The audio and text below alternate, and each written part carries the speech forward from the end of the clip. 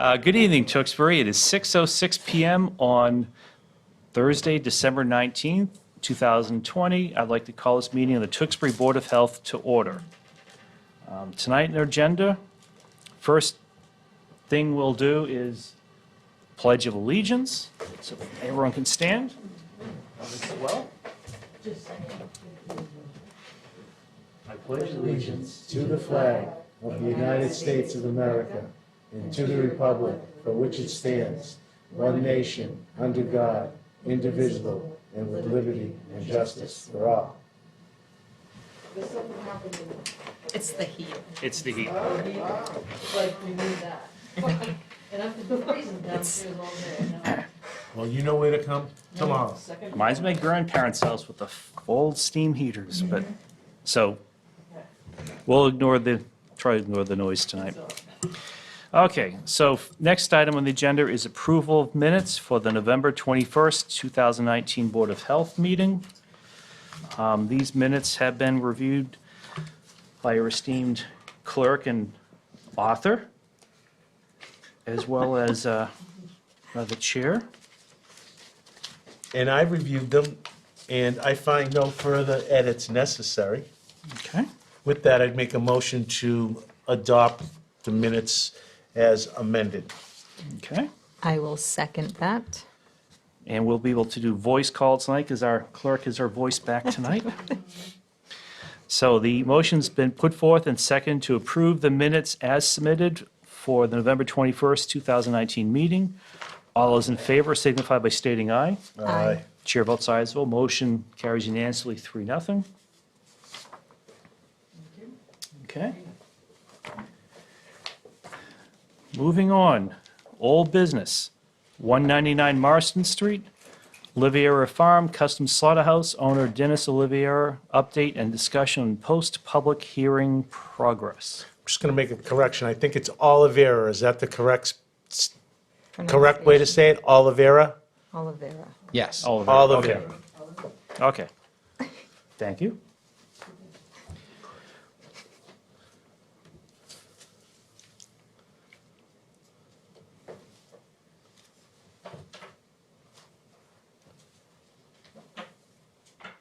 Okay, so Mr. Bornstein, whenever you're ready, I'll let you give us update on what you have done since our last meeting. Great. Thank you, Mr. Chairman. I'll start by explaining but not apologizing. My Peanuts Christmas tie is on tonight because I'm fresh from my office holiday party, not out of any disrespect to the board. With that covered, I will jump right into it if you don't mind, Mr. Chairman. And, Well, thank you. It wasn't an ugly sweater night at your office. Not for me, anyhow. I won't comment on my partner. We were last before the board at your November 21st meeting. We had a fairly extensive homework assignment from the board to pursue. Following that meeting, I can say we've had a very busy little less than a month since then. I'm going to run through sort of just the highlights, the dates of the various things we've done since then. And then we can talk about the level of detail you'd like me to continue to review what's happened the last 3 to 4 weeks. So last meeting occurred on November 21st at the board's regular meeting. The following day, we issued the request to the Mass Department of Public Health for an inspection of the Oliveira Farm. And I don't know that I identified myself before I began. My name is Don Bornstein. I'm an attorney. I represent Mr. Oliveira. My office is Johnson & Bornstein, and we're located at 12 Chestnut Street in Andover. I apologize for that oversight. We sent the request to the Department of Public Health the very next day after the meeting, requesting their inspection. They were also prompt in their response, and they inspected on Monday, the following Monday. So meeting on Thursday, request on Friday, Department of Public Health inspectors at the farm on Monday, the 25th, and they had 2 inspectors from the Department of Public Health there that day. The board had also directed Mr. Oliveira to submit status reports to the board each Thursday following the Thanksgiving holiday. We submitted our first status report on time on December 5th and sent a a letter describing what the status of things were at that time, and we included some enclosures with that letter as well. Actually, at the end of that day, after our status report was filed with the board, the Department of Health issued their inspection report at the end of the day on December 5th. We submitted our second status report the following week on time on December 12th. We included a copy of the Department of Health inspection reports and some other materials with that letter. And we also were able to confirm for the board, although at our December 5th status report, we indicated we were having some significant difficulties identifying the consultant. You remember the board had directed us to hire a private consultant to help with our compliance issues and the concerns of the board. We were having some significant difficulties. I had made extensive calls and efforts. I had called each of the New England State University agricultural programs, excepting Rhode Island, I believe, and many other folks as well. We were actually able to ultimately identify who I think is a very good consultant for this circumstance, in particular by the December 12th status report, the second status report. We reported that to the board that we had been able to engage Kevin McCullough. We submitted his resume to the board. I'll just pause here briefly to summarize his qualifications. He has both a degree, an undergrad degree in biology from Harvard University. He also has a Harvard MBA. He has extensive background working in the operations of meatpacking businesses, as well as other elements of the food production industry. So he's worked for trucking companies, he's worked for meatpacking companies, he's been extensively involved in operations. He has a background in ritual slaughter, including kosher meatpacking facilities. He has been consulting in various areas, but with significant focus on the meatpacking industry for the last nearly 20 years. So we were lucky to find him. We were glad to find him. We brought him on board, and we were able to bring him on board by the time we submitted our second status report on the 12th. We were able to get him up here to inspect the farm actually yesterday, December 18th. He braved a little bit of leftover snowstorm early in the morning, drove up here early yesterday morning. I met with him and Mr. Oliveira at the farm yesterday morning. He was able to complete his inspection of the facility. He was able to observe some slaughtering going on that day. And of course, he doesn't have his report ready for the board tonight. But he was very confident that he'd have that report ready no later than the middle of January, so in advance of your January meeting. He didn't see any problem with that. We did have a discussion about his takeaways from the inspection that he had done by the time I had seen him. And I'll just summarize those just very briefly as very positive. He had some very positive things to report to me about how what he observed, particularly the facility and the operation. That said, he was able to also give us some direction and assistance in how to respond to the Mass Department of Public Health. They listed some violation issues in their reports. He was helpful in responding to that. There were 12 items noted as violations, very lengthy inspection reports. I don't know if you have a chance to review them. 90-something items, very detailed items. They found a total of, I believe, 12 items noticed as violations. Of those 12, 5 of them are record-keeping related, and 7 of them I would call operational. And as reported in the plan of correction that we submitted actually this morning to the Department of Public Health and copied to the board this morning by email, of those 12 items, 6 of the 7 operational items have already been corrected, and they've been reported as such to the Department of Public Health. The 7th item requires either a refurbishment or a replacement of a fairly substantial piece of machinery called a scalder, and that's going to take a little more time to either refurbish or replace. And then on the record-keeping items, one of them was had already been addressed, was addressed almost immediately, which was a record-keeping item regarding record-keeping on the tag numbers of animals and having the customer's address included in the record-keeping. Both those things have been addressed. In fact, that process for keeping that customer information has been was overhauled even shortly after our meeting in November. So that item had actually already been overhauled and was in the works, was basically completed not long after the state inspectors had done their inspection. So that was something that was already being updated. That was reported to the Department of Public Health as done and complete. The remaining, what I call record-keeping items, those other 4 items are all plans that are required by the Department of Public Health. So there's 4 different plans: operational plan, sanitation plan, and when I say plan, there needs to be a written policy or plan on file at the farm. The Department of Public Health wanted those plans on file, and Mr. McCullough, the consultant that we've retained, is going to work with us to get those plans completed. The operational plan, we actually had it out on the table yesterday and discussed it. The Oliveras had actually already put together a pretty substantial operational plan in time for our meeting yesterday with Mr. McCullough. Mr. McCullough had some suggestions on that and wanted to review it. So the operational plan, I would say, has a substantial draft. The other pieces, he had already begun gathering that information yesterday during his tour of the farm. We've asked the Department of Public Health to have until February 14th to have all those things completed, edited and reviewed with Mr. McCullough's assistance, and have those filed and on record at the farm.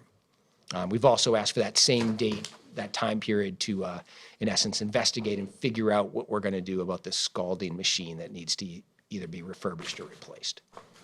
And I think with that, I did provide an email to Director Sawyer yesterday, providing sort of a mini update on where we got to yesterday as of our tour in the farm. It was certainly a work in progress throughout the day yesterday, but I think a lot of good steps have been made, and I think we have a very good start and some completion on many items of what was requested of us by the board at the November 21st meeting. With that overview, I can go through point by point on the issues that are identified in the draft decision that we have from the November 21st meeting. We can focus on the status reports if I had submitted them. I'll continue in more detail in whichever direction you'd like me to, or I can just answer the board's questions. I think for now we have a couple of questions. My first question is, for how long a period of time did you engage the consultant? Because in our order, we had not stated a time period, so I was just curious how long you were retaining his services for. So we don't have a stated end time for his services. It's more a scope of services. So right now, his scope of services included this tour of the farm and the preparation of the report as requested by the board. We've expanded that slightly as of yesterday, and in reviewing the DPH materials, that was recognized that his assistance would really be helpful in preparing these plans. And the thought process behind the plans is to not only have plans to meet regulatory compliance for the Department of Public Health, but to also have checklists and a process behind those plans that are going to make sure that the policy spelled out in those plans can be easily implemented on the farm. And he was very willing to help us with that. So I think we're under a scope of service with him, and includes the inspection, the report, and now I would say, at least based on a discussion yesterday, it includes assistance preparing those plans. Okay, because I think, and it's something we can probably hold off till discussing it next meeting when we actually see the report, but I think our unstated intention was to replicate what we have successfully leveraged in the food permit side, where we've had a permit holder engage a food safety consultant for anywhere from a 3 to 6 month period, where not only do they come in and do the initial site visit, make up their recommendations, put together whatever remediation plan is necessary, but then the other half of it is that they would then go back, at least in the food side, and perform monthly inspections to ensure compliance both with the food safety code as well as with their recommendations. Because it's one thing to put together recommendations, it's another to make sure that the recommendations are actually being carried out. Sure, and I can discuss that with Mr. Oliveira. I can say that I mean, we've had what appears to be a very thorough inspection by 2 inspectors from the Mass Department of Public Health who came right out after the request was made. Although there are a total of 12 items listed on that report, some of the most significant of some of those operational issues was, an underside of a table needed to be cleaned, a wire on the ceiling needed to be cleaned. Maybe there were 1, possibly 2 that were listed as a critical item that needed immediate addressing. But what isn't fully revealed by that report is that, and was revealed, at least in my discussion with Mr. McCullough yesterday, was that the slaughterhouse facility is in, a very good state. I think we're going to hear that from his report. And I understand the board hasn't seen that yet, and I don't want you to take my representation on it. I want you to take his report. But after you've seen that report, if you're still of the mind that follow-up inspections are necessary, then we'll certainly be open to discussing that. Okay, because one thing that I noticed in particular, and it was on the DPH inspection report of the slaughterhouse, was a violation that they have noted in the prior inspections, which I think back in 2012 led to the rescinding of the poultry processing permit, and that was inadequate documentation of record keeping. And while it's not viewed as a critical violation by the Department of Public Health, it is one of the orders of condition we'd stated back in 2014 to maintain appropriate records so that we have a complete, I guess, a chain of custody tracking of where from the origin of the animal, location, date when it was purchased, and then up to the customer that purchased the animal prior to slaughter, with the full address and everything. And so the comments that DPH has been finding their inspection reports, it's the same violation keeps occurring each time they go out for inspection. So that's one of the things that we're liking to see improved. And one of the things that I would ask is that before the January meeting, if you could provide Director Sawyer with a copy, just a blank copy of whatever it is that you plan to use for your record. I'm not worried about what you're using now, because if the consultant comes up with a modified record, we'd like to know ahead of time, a blank example, what's that modified record going to include for information that it'll be collecting.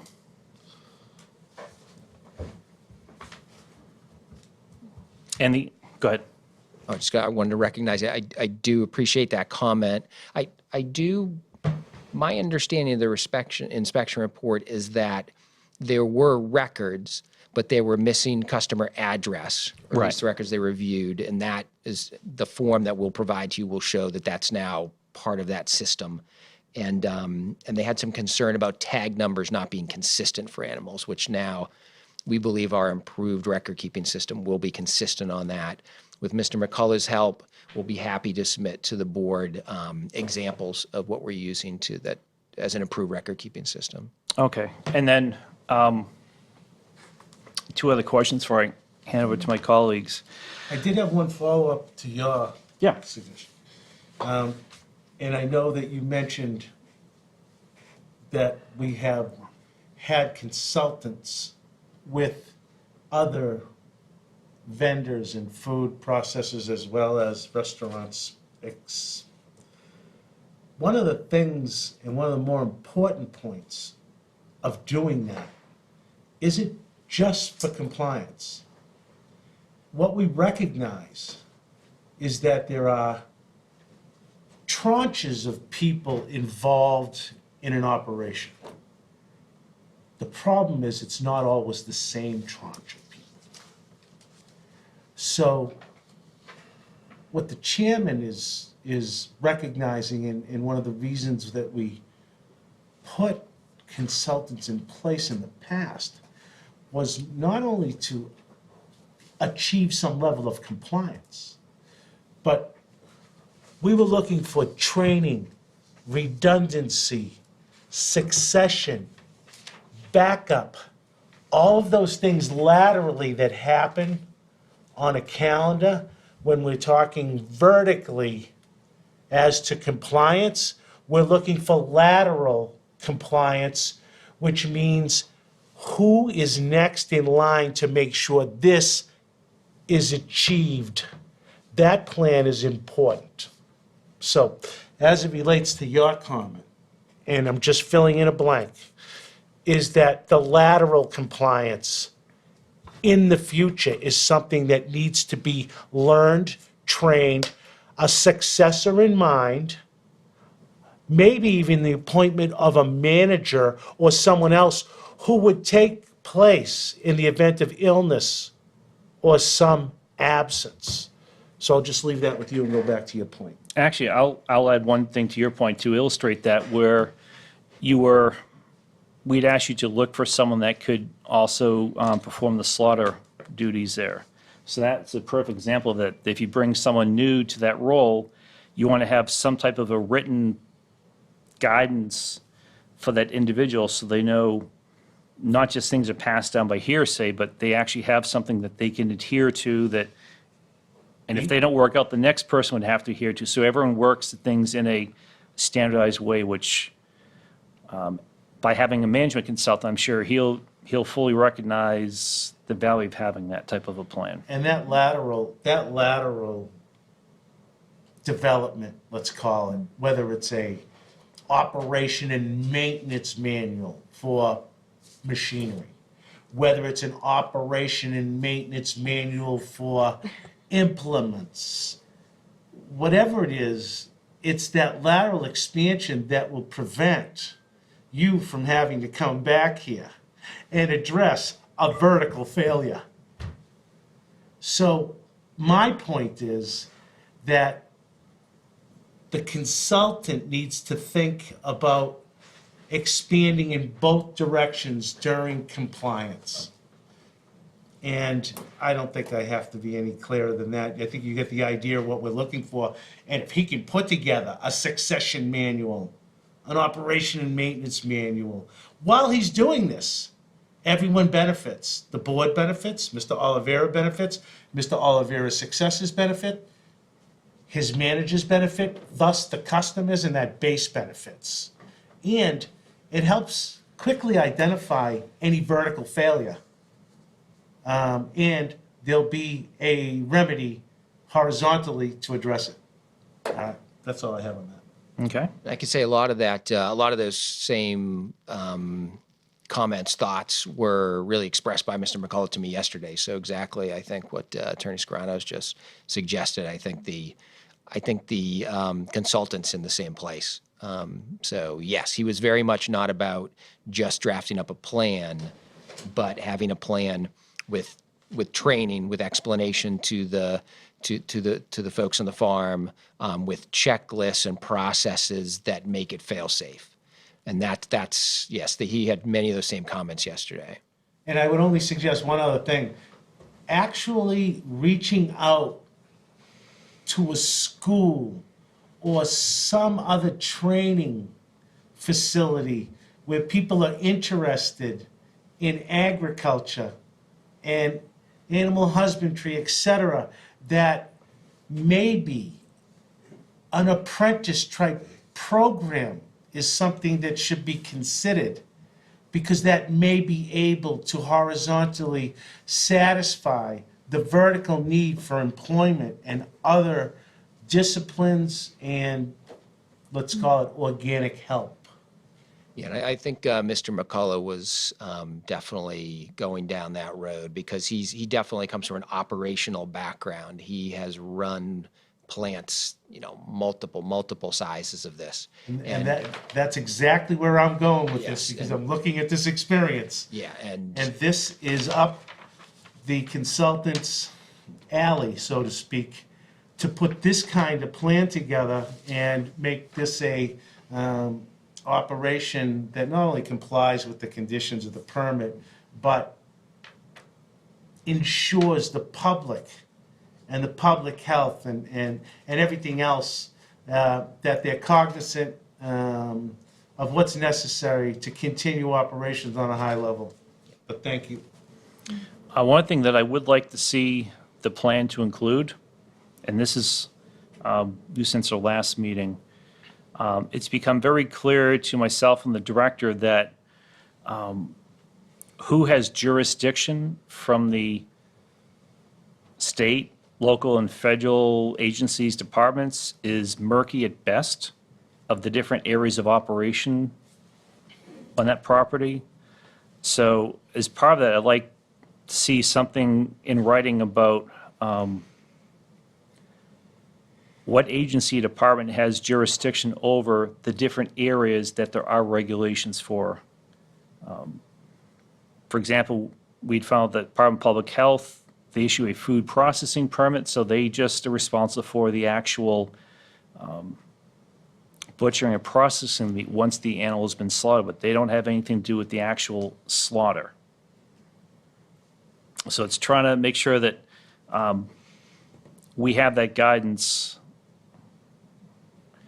so that everyone's aware of whom is ultimate authority, responsibility for oversight of those different areas.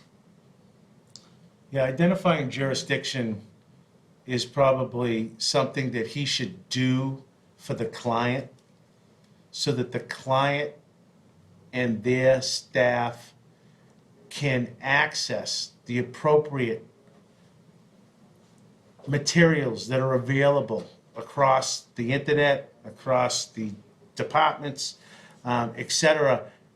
And I think the answer is sort of like the state building code. You need to know where to go, look it up, answer the question, and put it in practice.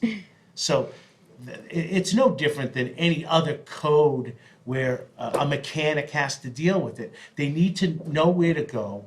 They need to whom to speak to. That should be part of that overall cognizance of self-discipline in making sure you comply vertically, right? So I think having him address those jurisdictional issues, like what does the Department of Public Health cover? What does the local board cover? Who covers X? Who covers Y? That should be part of this operational manual so that answers can be garnered quickly and solutions can be sought immediately.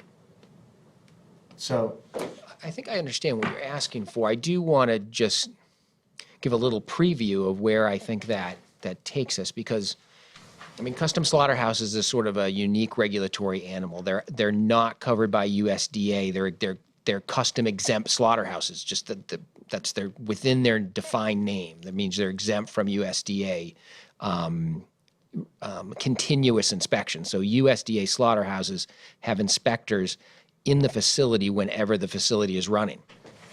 Custom slaughterhouses, because they don't because of their limitations on the type of operation they're not subject to that USDA inspection. They're subject to the Mass Department of Public Health inspection. The USDA does have jurisdiction, it's just different than the slaughterhouse. They still have to meet similar standards, they just don't have someone on site all the time. Yes. So they do occasional inspections. if I might shortcut this, and I know exactly We where, don't wanna go too yeah, I know where you're going. But we're not really looking at that aspect that you're Okay. talking about Yeah. on who's got jurisdiction. I mean, we're custom, we don't have this. It's best management practices that are gleaned from all those sources. Not that you're subject to them, but the USDA has some unbelievable best management practices. Sure. Consultants need to look at that because it's all about best management practices. We're not asking someone to say, oh yeah, I'm gonna, kowtow, as a pun, to this jurisdiction, but I'm gonna use the best management practice from the USDA because it's a great practice. That's all we're saying. I think that's the exact process that we're using as we develop these plans. Okay. I think exactly what you're talking about Yeah. is what I'm talking about, which is these plans that are going to be developed. Basically, the Mass DPH regulations say you've got to create your own operational regulations for yourself through these plans. So we've engaged a consultant with significant experience in that area. In fact, he's reached out to some other experts on pieces of this as well. And those plans are going to have that thing in it, as I understand what he's doing. So I think we're on the same page on that. All right. And as we're going through this meeting, we will take the minutes and we will give you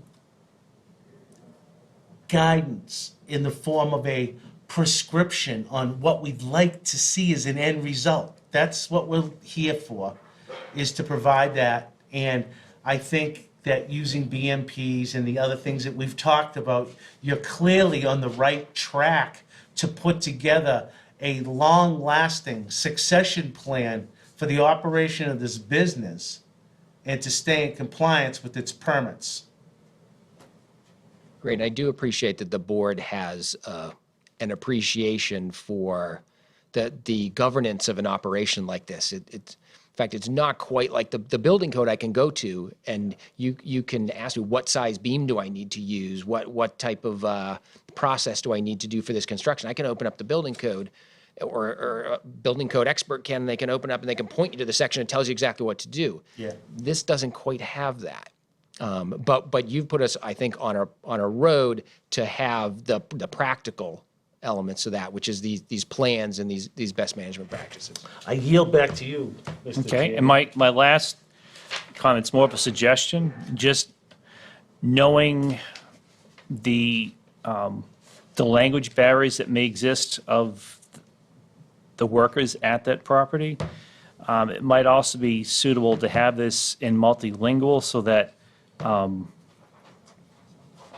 there is nothing lost in translation, that everyone is able to understand what's being required of them, no matter what their native language is. We discussed that yesterday, and in fact, we had a translator with us yesterday as well to help with that. Okay. Quick question, written contract with this gentleman? I do have yes, I have a scope of services from him, yes. Would you mind providing that? Sure, no, I can provide that.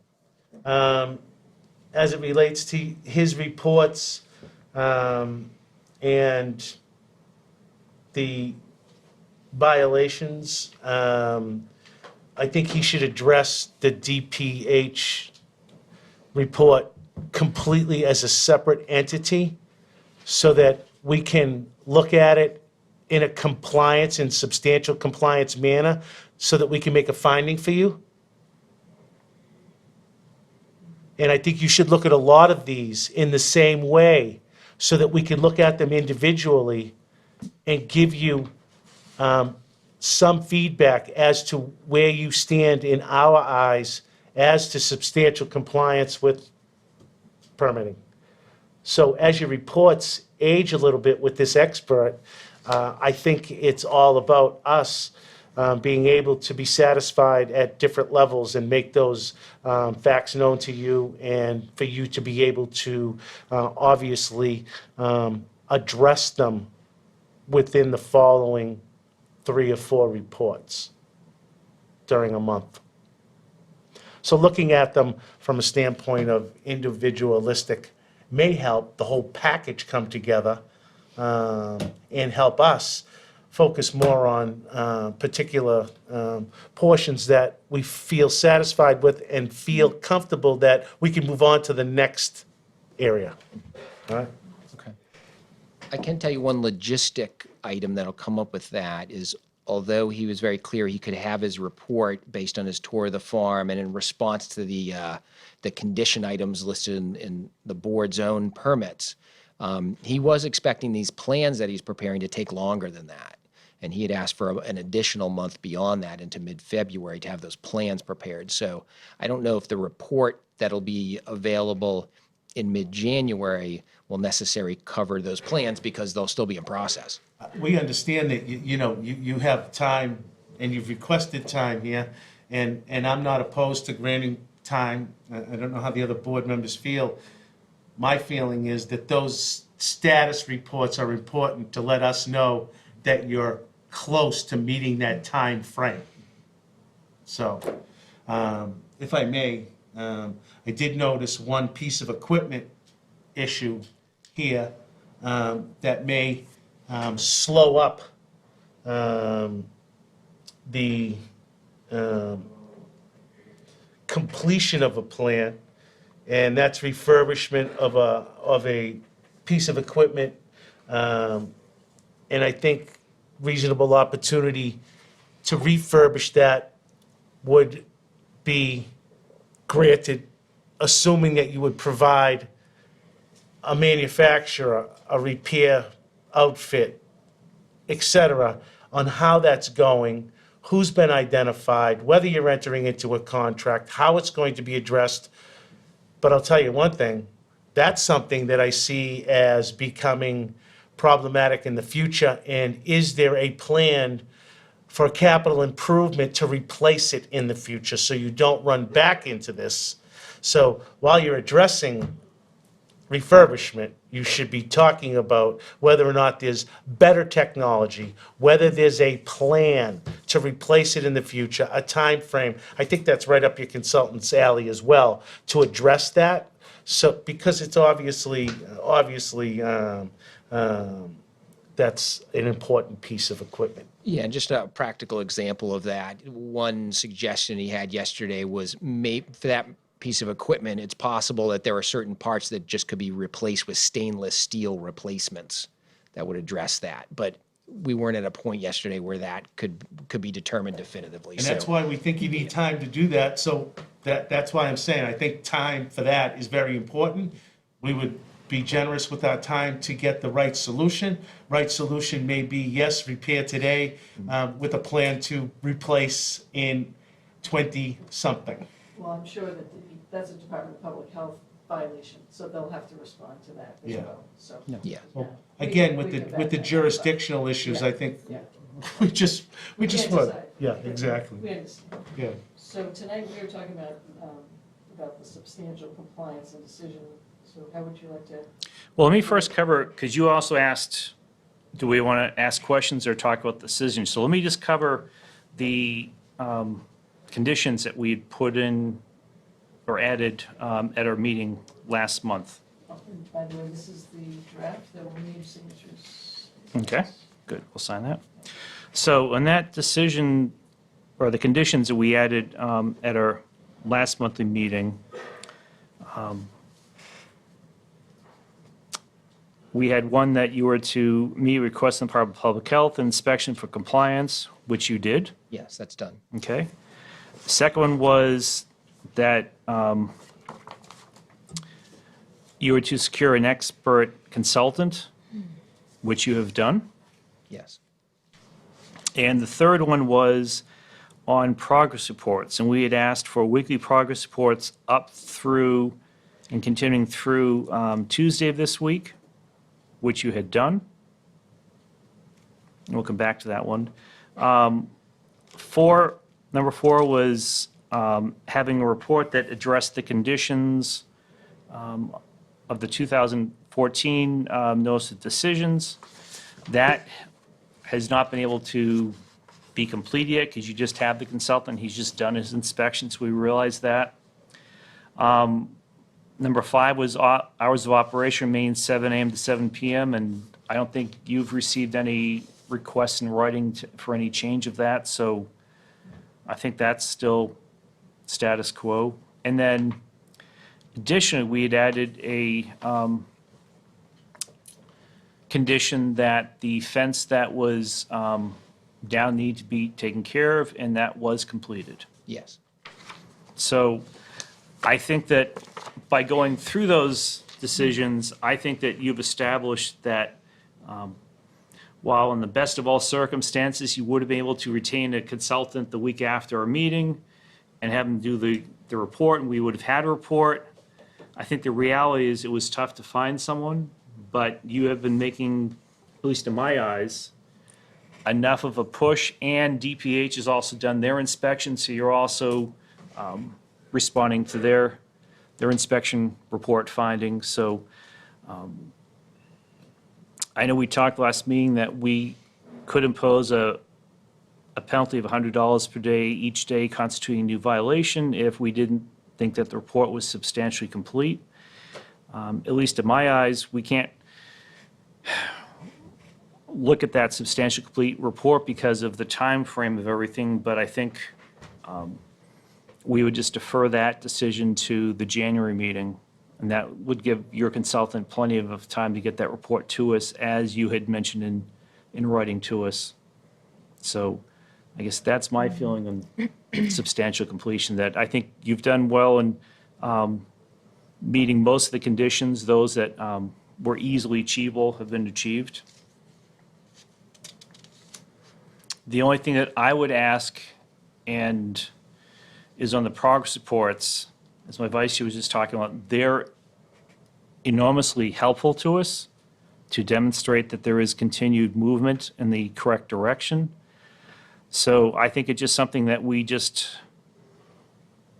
keep extending the weekly progress reports by each meeting just based on where we are progress-wise. So I would just like to see that you continue to submit weekly progress reports to the director,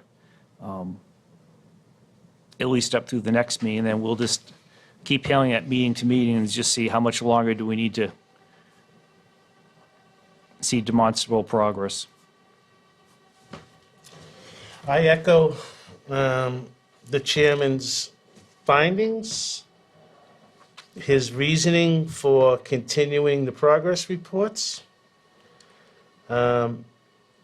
I don't take issue with the identification of the expert because I feel it's more important that you find the right person rather than just going out and getting an individual to fill a slot. I think by looking at the resume here, multidiscipline type of person selected to take care of a multidiscipline problem was a wise choice at this point, and we hope him to prove us right through your efforts and continued reporting. With that, I echo my the Chairman's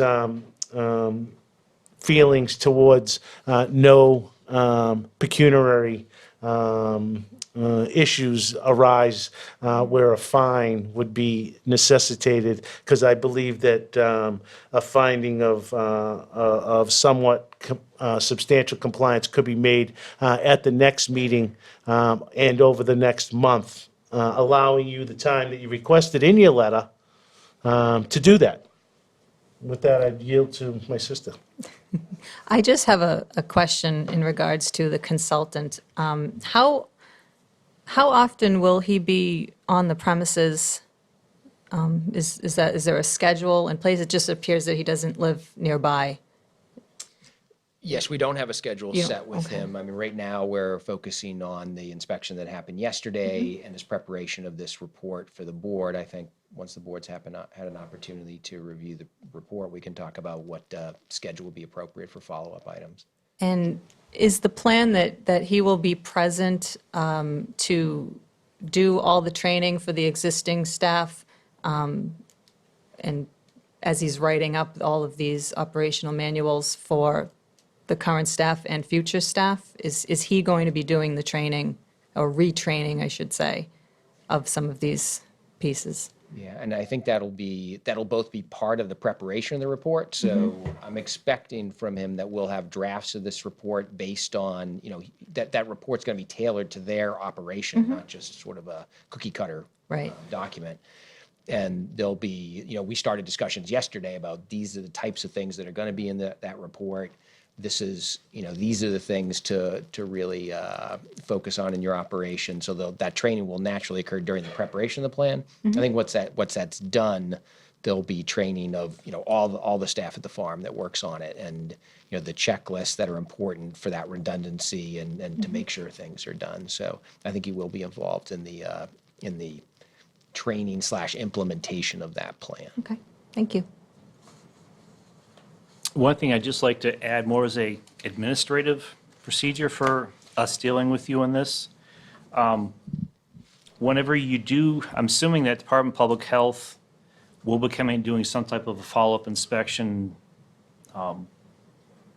Once your plan, corrective action plan has been submitted, I would just ask that you continue to send us whatever copies you get of those inspection reports, because as odd as it sounds, the Department of Public Health will not proactively send them to the Health Department here. We have to request them through a Freedom of Information Act request. Okay. So in the time of expediency, it would be helpful if we could, if you wouldn't mind sharing us copies of those reports when they come in. I don't have any problem with that. Okay. It's the things you learn.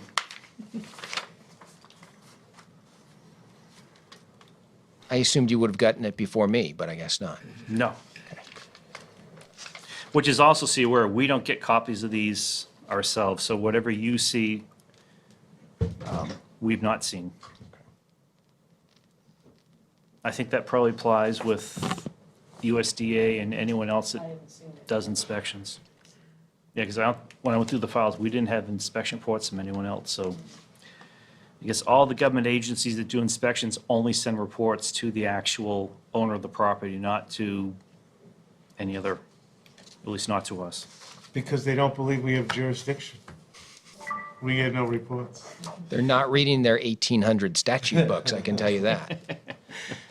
With that, it appears that no motion is necessary at this point, except to continue this matter to the next regularly scheduled Board of Health meeting, which is January 20th, I believe? 16th, is it?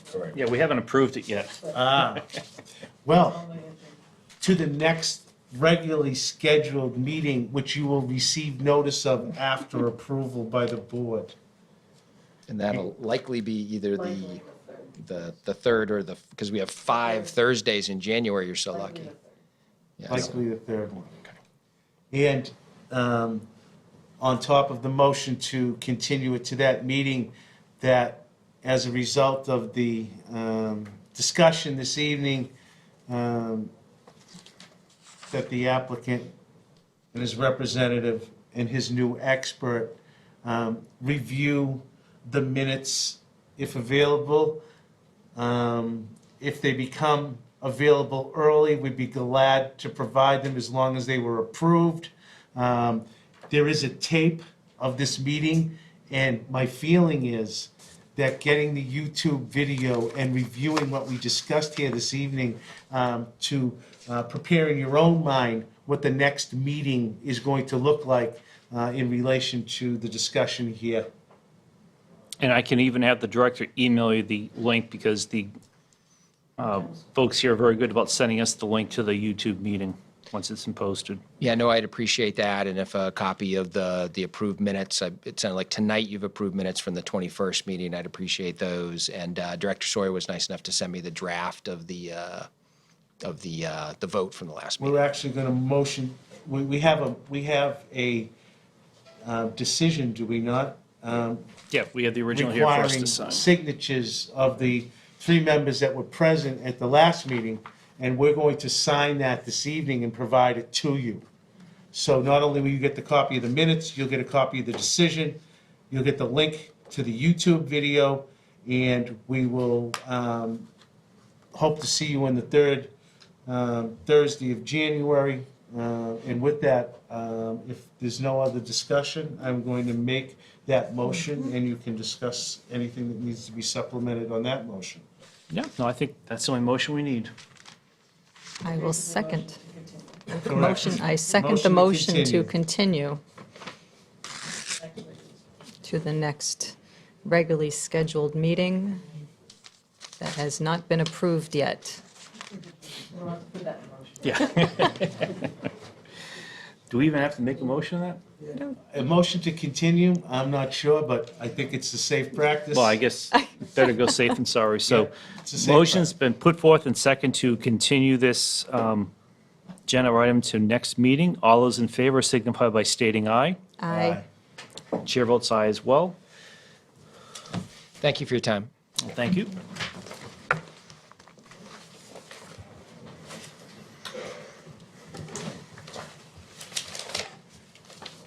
We're going And to if I can- circulate that and Yeah, sign let's that? sign it now before we Yeah, I didn't bring a pen if I can borrow yours. I'm dealing with the pencil. Do you need a pen? I have I'm an just a extra pencil pen. guy. Here. That's right, nothing's final until the judge's gavel hits. That's right. And if it's in writing, it's a judgment. Here's a Thank you. Dilly King pen. Wow. Look at that. Okay.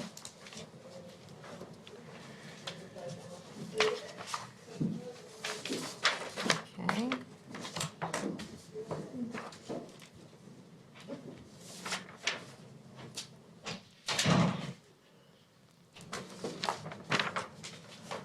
Does All right, we have very one or nice. two motions that we've not signed the decision while people are here, so I want to make sure we get that done. Yeah, no, we're all here, might as well sign it.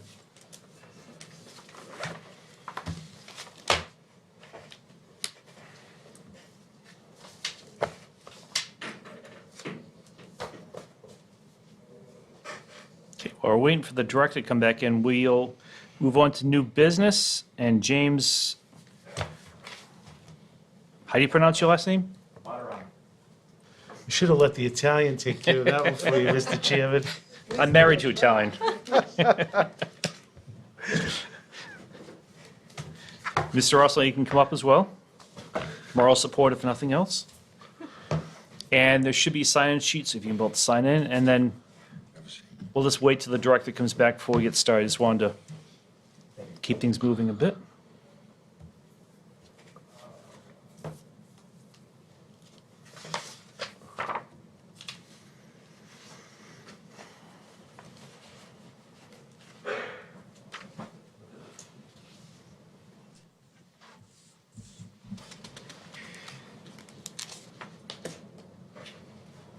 Well, I can at least start this process. I think so. So you were here tonight because you were going to be signing on as an apprentice at Route 38 Tattoo.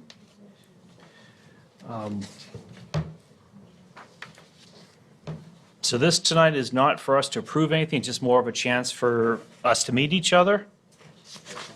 Mr. Rossnell, is there anything you or the applicant would like to state to the board? Nope, he's, seems to be a good worker. He's been coming around a lot. He has a lot of knowledge in tattooing. And his grandfather used to employ me when I was young, so. Payback.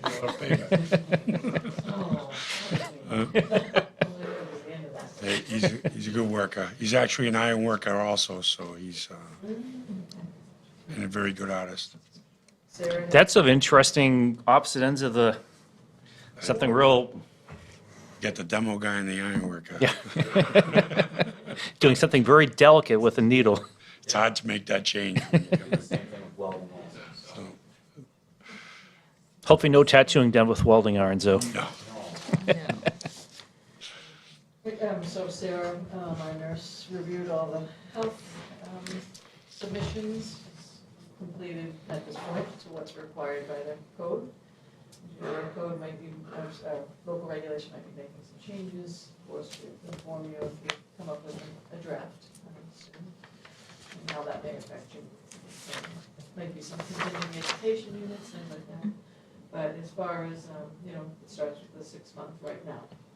And then review and keep some type of portfolio, definitely identify what your work is so that I can identify your work. So that you can meet the minimum standards for when your trainer decides it's a good time. So, otherwise, he's met our criteria and I recommend him as an apprentice. Okay. I have nothing. I'd yield my time to the good doctor. I have, Mr. Oswalt has proven a great track record since we had given the license, and I believe you were the first, and so he's had a great track record in the community and protecting public safety, and so I have no issues with, I fully am comfortable with Mr. Oswalt's programs, and I'm sure that Mr. Matarana is going to be an excellent addition to the business, and more often welding is very important, especially if you're in a submarine. So I'm sure you're very talented. So good luck. So So I do have two questions we missed. First is, well, you were part of the work group we had in the Body Art regulations early probably September or so. I had high hopes of having it done by the end of this year. I understand. Then we had a different issue crop up, so I'm hopefully now able to start focusing on that. So I'm hoping that in the next month or two, we'll be able to get that all finalized. And the other question I have for you is, I understand from some very reliable sources that you were thinking of expanding not upwards or outwards, but downwards. Yes. I actually, I thought I mentioned it to you. Yes. I've seen it. And mean, I, I've seen it although in I did space. wonder if I would have to bring it to the board because it would be one unit. There'll be a staircase in there with a front entry and a rear entry. I would need the floor plan. Yep. So that I can make sure that it meets the minimum standards as far as the regulation size, you know. This will have the full walls downstairs, Full more walls. private, Yeah. so Yeah, it's we kind of we need away from the main floor road. plan. That wouldn't require. There's no water issues there either, correct? That's the only thing, that sometimes, the only reason I'm asking. Right now, the place needs to be gutted, because It's already been gutted, they've had water down there. and that was resolved too. I Just because of waterproofed the mold. whole entire. Just because of mold. Oh, yeah. yes. It was. Yeah, I'm a hazmat, licensed hazmat special. It's, Yeah, it was I have no, not- I have no doubt that the demolition. I didn't recommend anyone stay down there, believe me, let alone me. if you see the difference already, it's a major difference. And it will open up a lot once the stairs are in, and it's all waterproofed around the back and everything. Certainly, the building department will have a say in expansion. You might want to, He's working with. yeah, you might Yeah. want Yes. to look at a little code compliance with that Yes, aspect. Eddie and I, we've spoke many times, he approved it. Okay, good. But yeah, I haven't seen the downstairs design yet, so can we get that? I will definitely bring it by. And that'll be just an extension of what you're doing upstairs, not something new Yeah, endeavor. No, Okay. How many I- total? although I do have someone that has an anatomy, but I said, don't even go there. How many About rooms the, or areas total will we have at, there's 5 downstairs. in, And then upstairs, changing upstairs, no, making it bigger? I'm minusing 1 because of the stairway. So it'd be 7 booths total. You have a lot of apprentices coming before us then in the future. Yes. Wearing me thin, get me old. Well, good luck with all this, Thank you very much. Appreciate it. and good luck as well. We'll be getting that to you. We have your email, we'll just send. Okay, Good luck, congratulations. good luck. Good luck, congratulations. Christmas. You too. Happy New Year.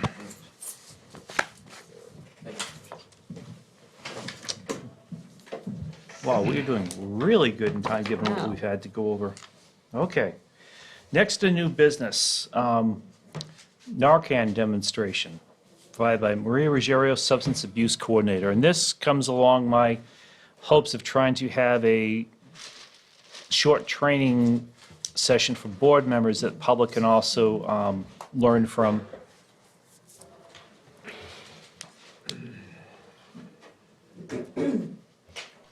So, mic is all yours. Remember, the camera is up there. Okay, hello. Hi, Maria. So first I want to say thank you for bringing light to this subject because it's critical. It really is.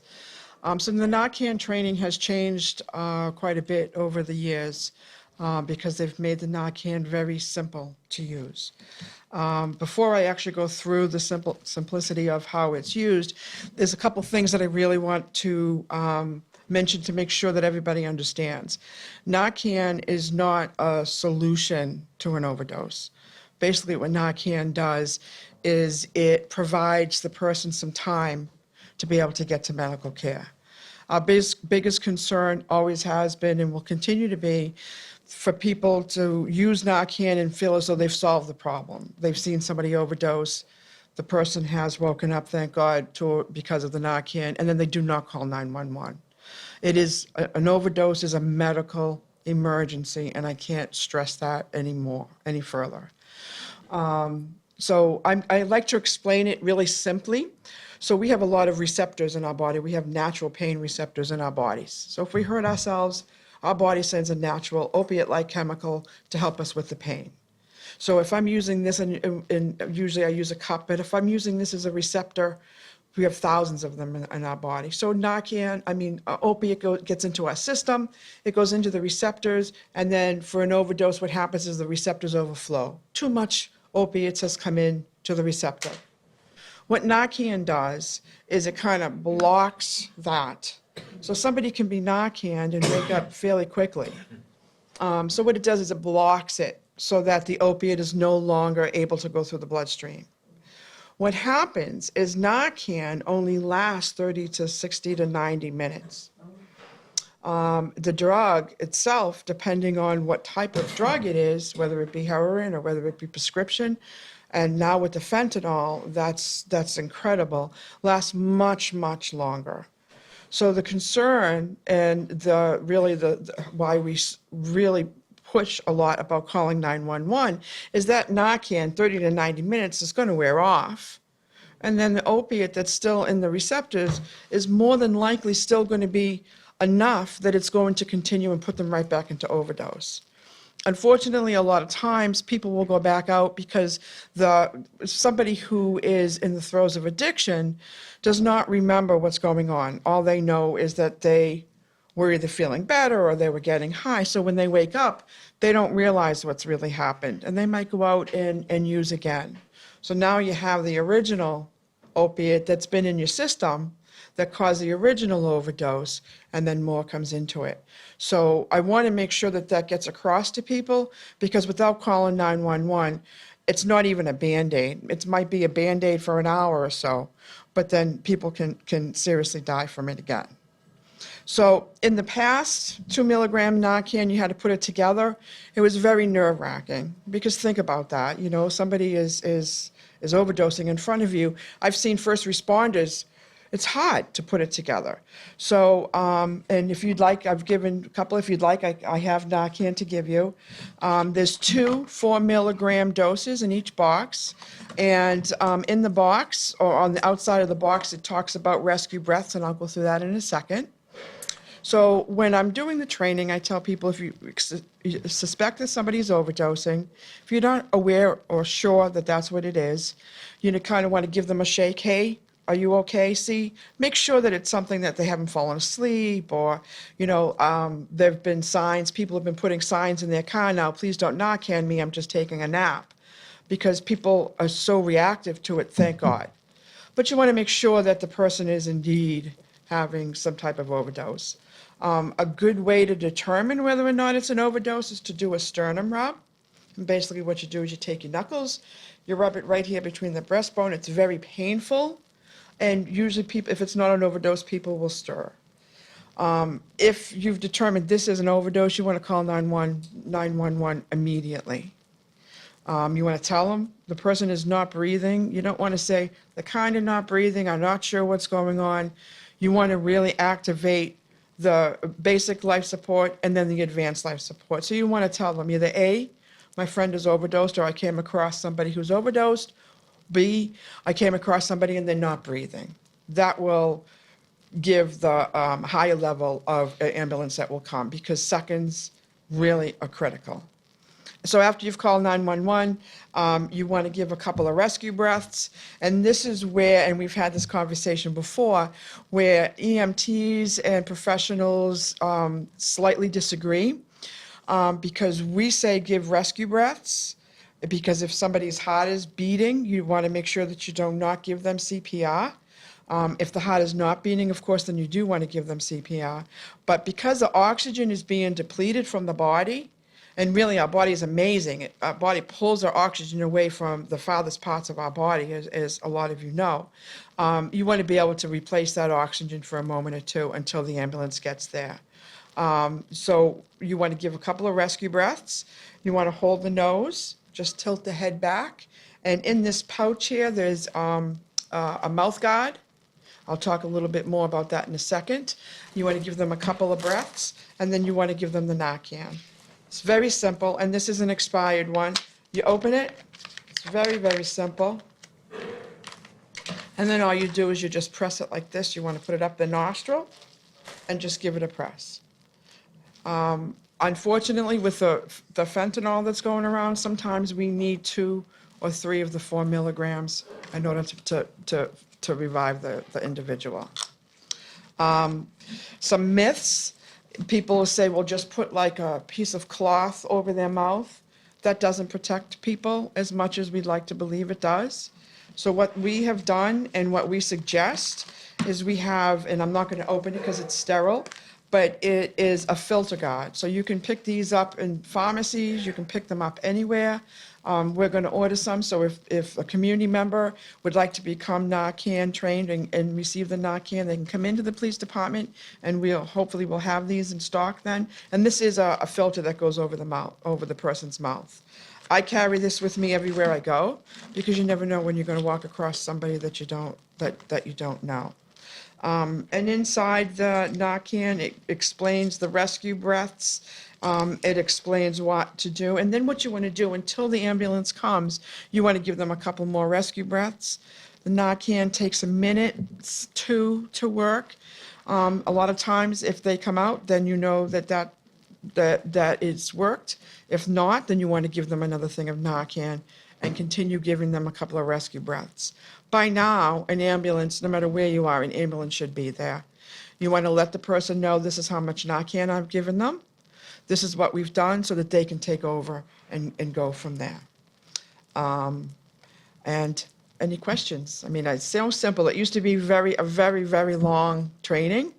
But again, just the importance of calling 911 still. It's not a solution. It's just a tool to get them to the hospital to get the proper care. You said it expired, how long is it? So the training, so the ones that I'm giving out now are good until September of 2020. And the District Attorney Marion Ryan has been providing us with the Narcan.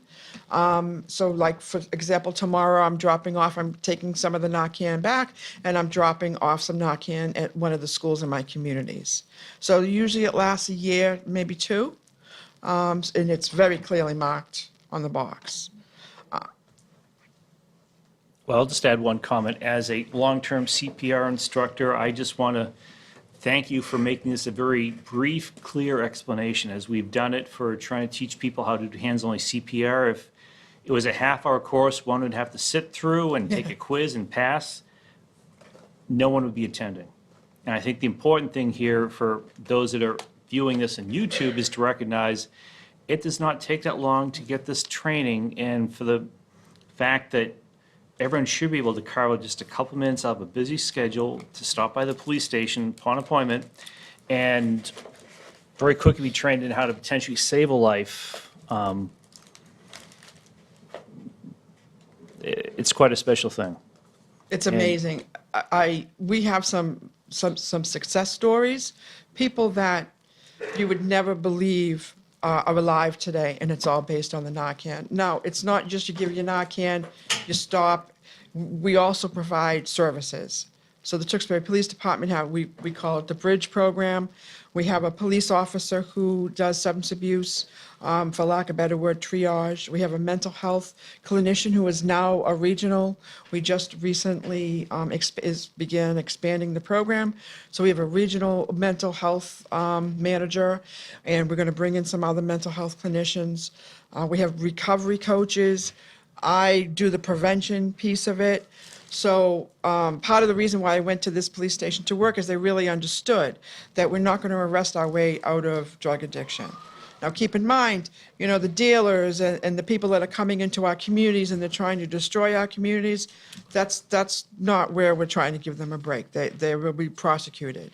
But, the people who are presented to us based solely on their addiction, whether it be opiates or whether it be alcohol or mental health, what we're trying to do is help them. And we have so many success stories, knock on wood, that Narcan has changed their life. And it's just the beginning. There's so much more that goes into the case management to make sure that the person is on their road to wellness.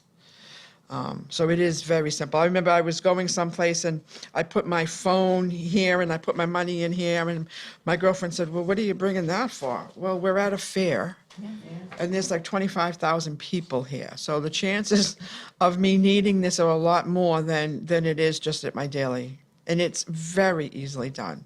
It's not just only for addiction too, I mean, because with the potency of the drugs that are out there now, you may just have someone that just experimenting one time and they immediately have an overdose, so it's. You know, we used to feel that that wasn't the case, but that is so, especially with the fentanyl now. We've had stories where kids wake up in an emergency room and say, why am I here? All I did was smoke a joint, but it was laced with fentanyl. My experience has been that that's what's been happening in addition to what's addiction, so I mean, it's good to be prepared for Yeah. all avenues of crisis. Yeah. And I like to compare it to an EpiPen. You know, the police carry it. It's in medical and first aid kits. Good, bad, or indifferent, it's part of our society now. And until we find a way to, you know, I don't want to be naive enough to say that we're going to get rid of addiction, because I don't see how we could ever do that. But find a way to kind of educate people more so that less people are coming down the road. But then we have people who, you know, they had surgery, and for whatever other factors that are into their life, you know, environmental, it could be genetic, just take the prescription as prescribed and become addicted. So there's so many reasons. I always say to people who, you know, still have the stigma, nobody ever said in second grade when the teacher said, please go write a book report on what you want to be when you grow up. Nobody ever said, I'm going to become an alcoholic, or I'm going to become addicted to some type of drug. Nobody ever says that. And nobody ever thinks it's going to happen to them, but it can happen to all of us.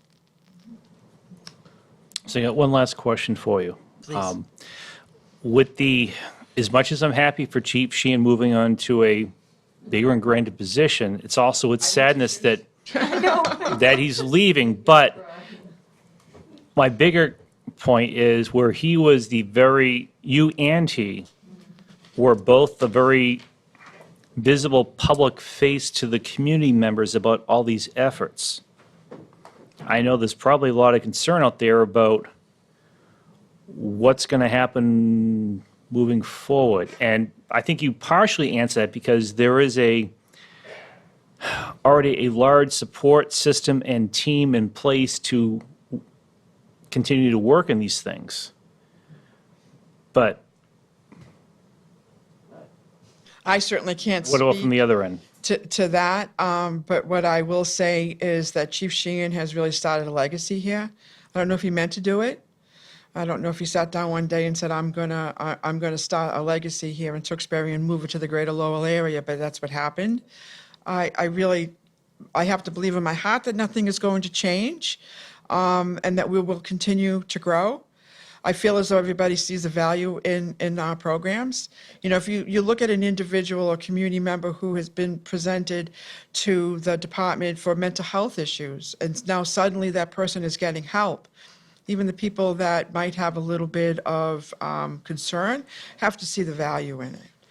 You know, it's about helping people become well and stay well, which is critical. And we are all very happy for him, but very sad for ourselves.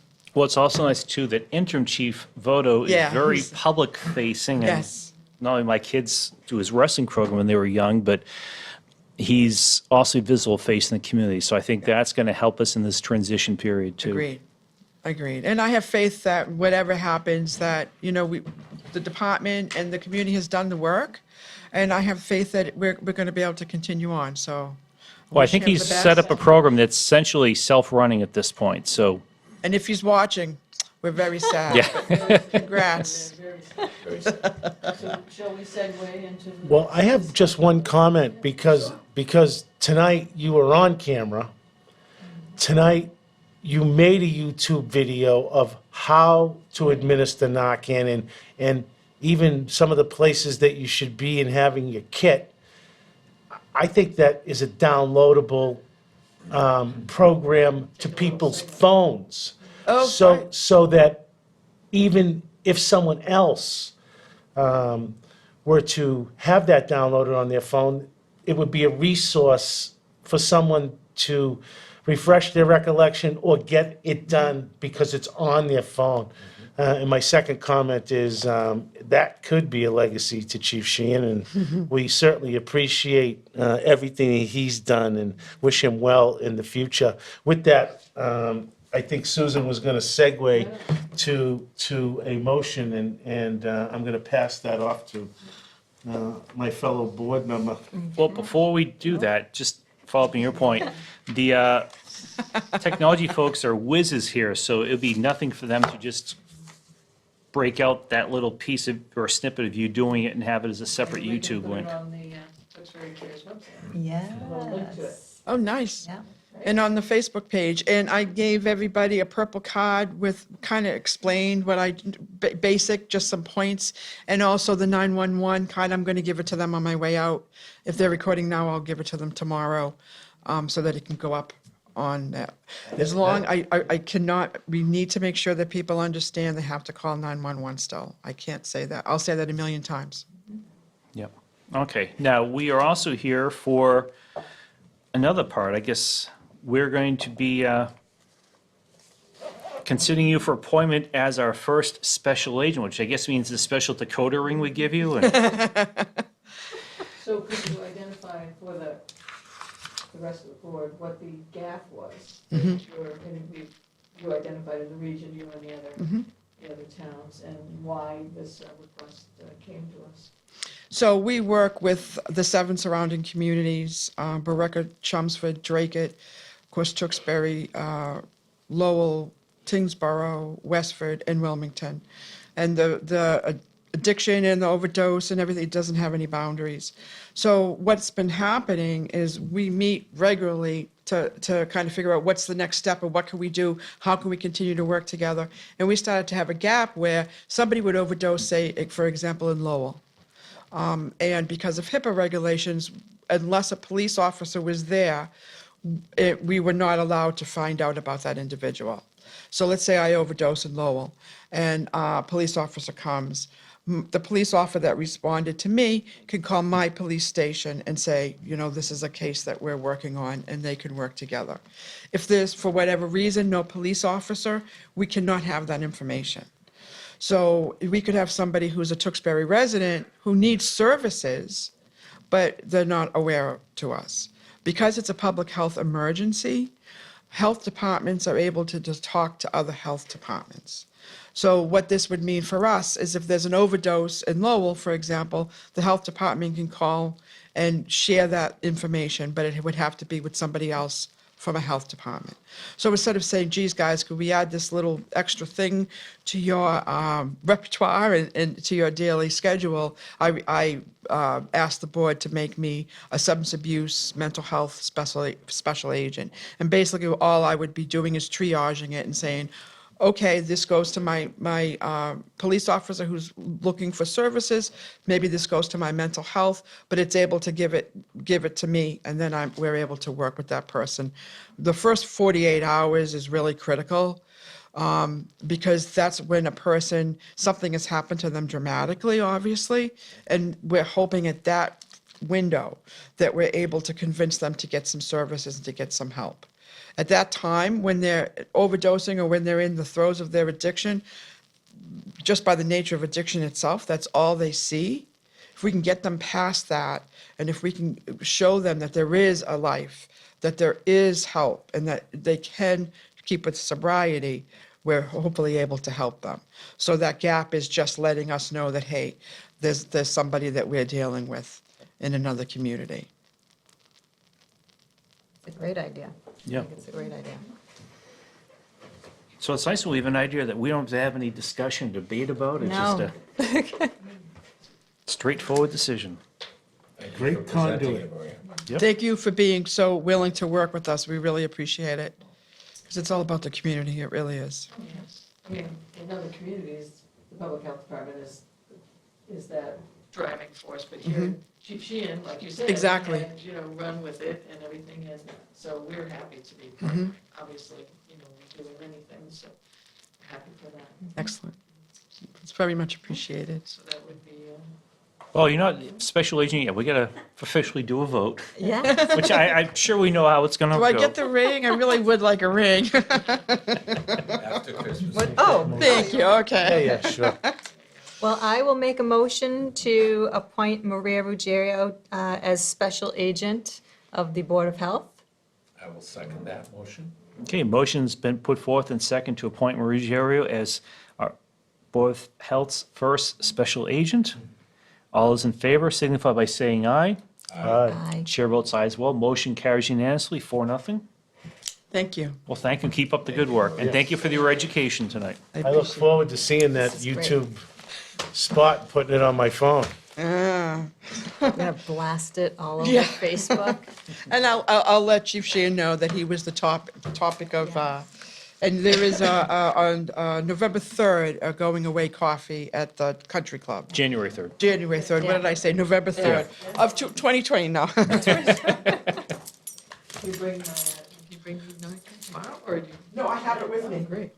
When do they give the trainings, Maria, when do they give the trainings down at the police station? I can give it at any time. Okay, anytime? Yeah, so community members will come in and I can give it to them at any time. It really depends Or do you on, have regular scheduled, list of training No. sessions or something? if, somebody calls and if somebody comes in and I'm there, I'll do it. Do we have Maria's contact information, like if we had to get a hold of her when we would call the police station, or is there another I have. number that you have? Thank you. What would you prefer? You Through the- What would you gave me, prefer for- you gave me some recently. I have two. I'll take it. I'll take I it. was gonna ask you though, if our Narcan expires, can we return it back to you? If anybody wants to. Or what do we do? Just throw it out? What do we No, do? I don't wanna throw it Don't throw out. it out, we can No. dispose of it. Yeah, We're recommending that people don't throw it out and just hold on to it, yeah. just because you never know if it's fentanyl and you've gone through 2 or 3 boxes.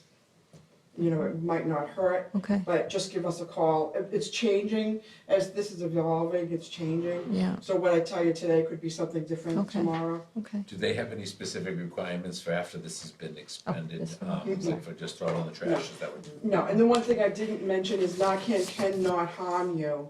So if I'm passed out from alcohol, for example, it's not gonna harm me or do anything to me, so it's not harmful. So you can just put it in. just like Oh, we so would the trash. this, yeah, I would also mention now that it's winter time, they tend to freeze. Yes. They freeze, So yeah, definitely, keep them out of the. Don't leave them in your car. Yep. That's a very good point. and usually if they freeze, sometimes they lose their potency and Yeah. sometimes. So I mean, some people think that'll, So if they freeze and thaw, if they freeze and then you thank you. thaw them? I would be You so would be done. concerned, yeah. Okay. So I wasn't sure how many people, so the Narcan I have, either I'll drop it back off in the station or I will bring it in my house. Just to make sure that it doesn't So if I freeze. can have a box too. Yeah, absolutely, awesome. Did you want to add anything else, because I forget that. One other thing is I. Come on up to the Yeah, microphone. come on up and introduce yourself.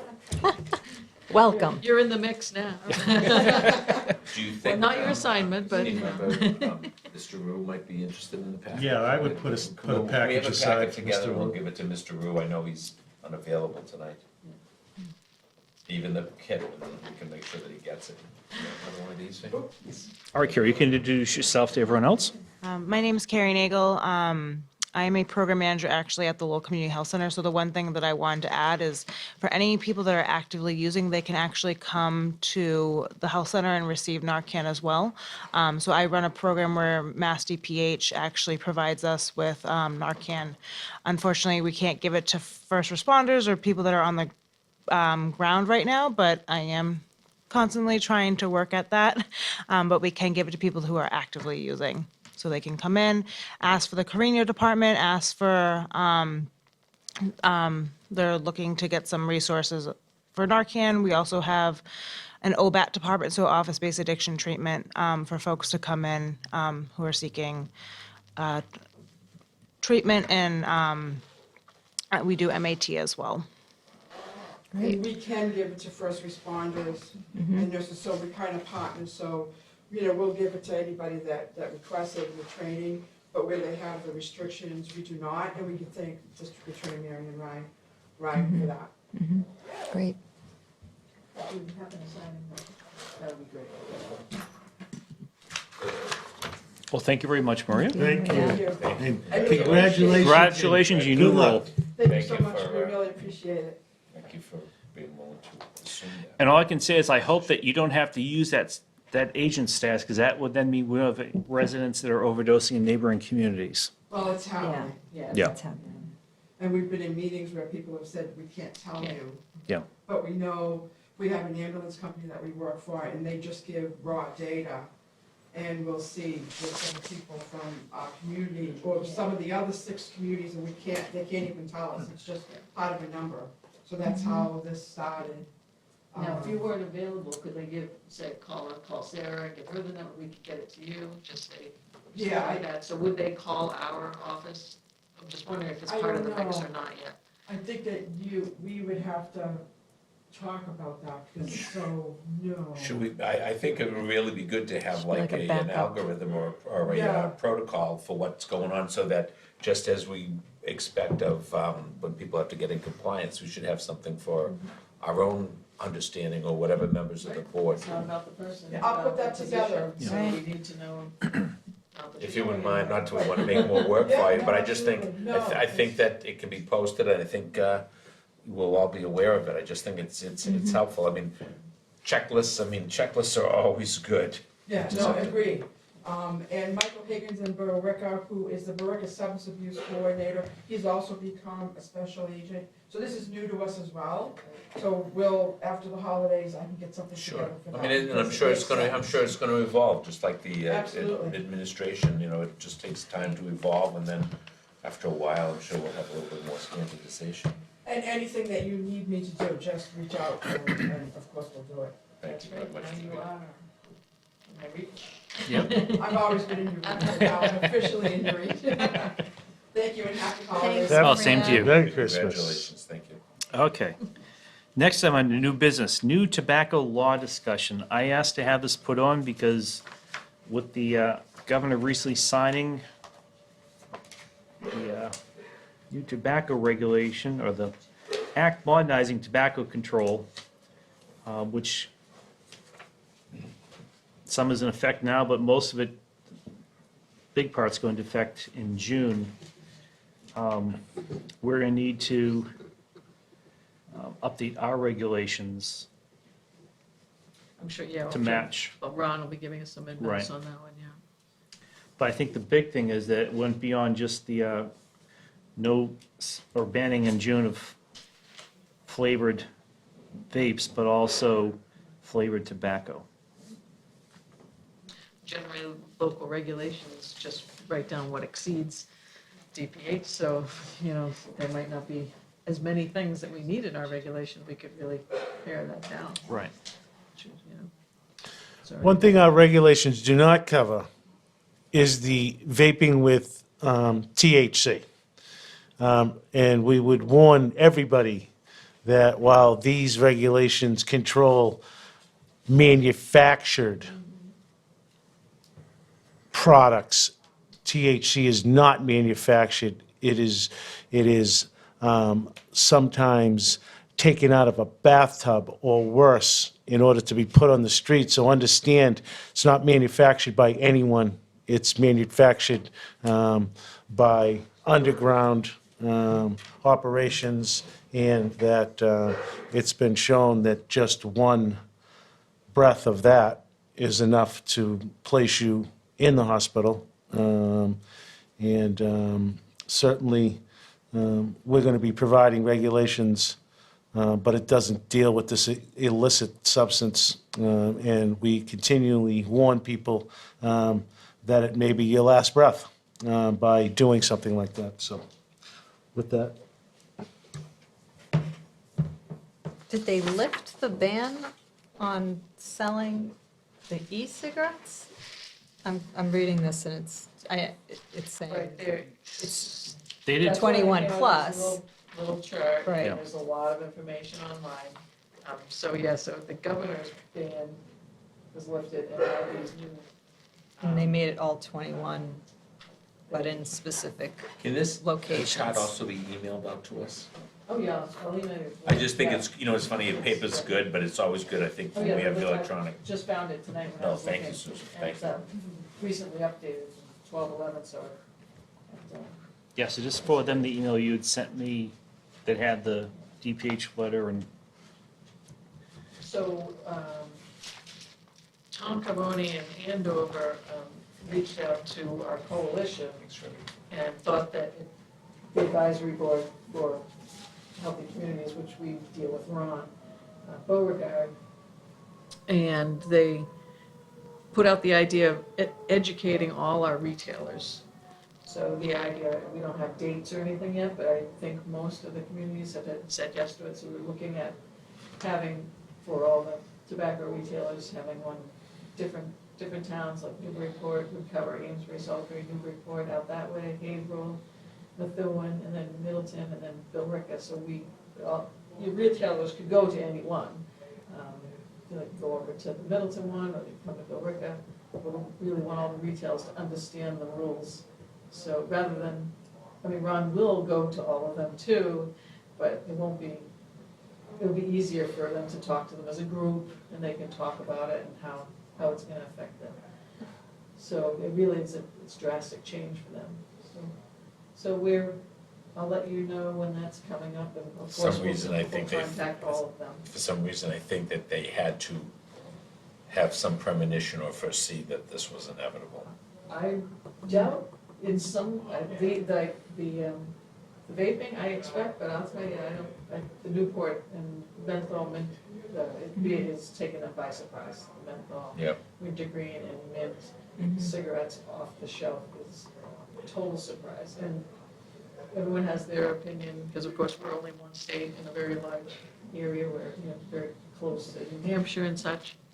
But it was bold, very bold, and the tax too, understanding the tax, very high tax on the vaping products and such. So, just to let you know, so our coalition, that's what we're planning to do to educate the retailers directly, give them some guidance. But the tax has a direct benefit, so it is actually being targeted for a specific use, which gives us somewhat of a comfort level, hopefully that it can make it to the destination. Yeah, hopefully.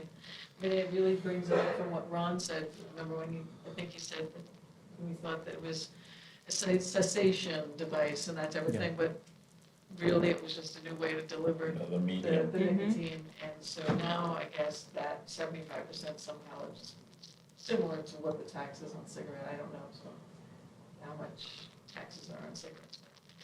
But it's a big tax. so I can tell you, one of my wife's clients has a smoke and vape shop in Lowell, and as a result of the new regulation, he is shutting business. Yeah. Because Oh, yeah. it's gonna be It's tough to, dramatic, yeah.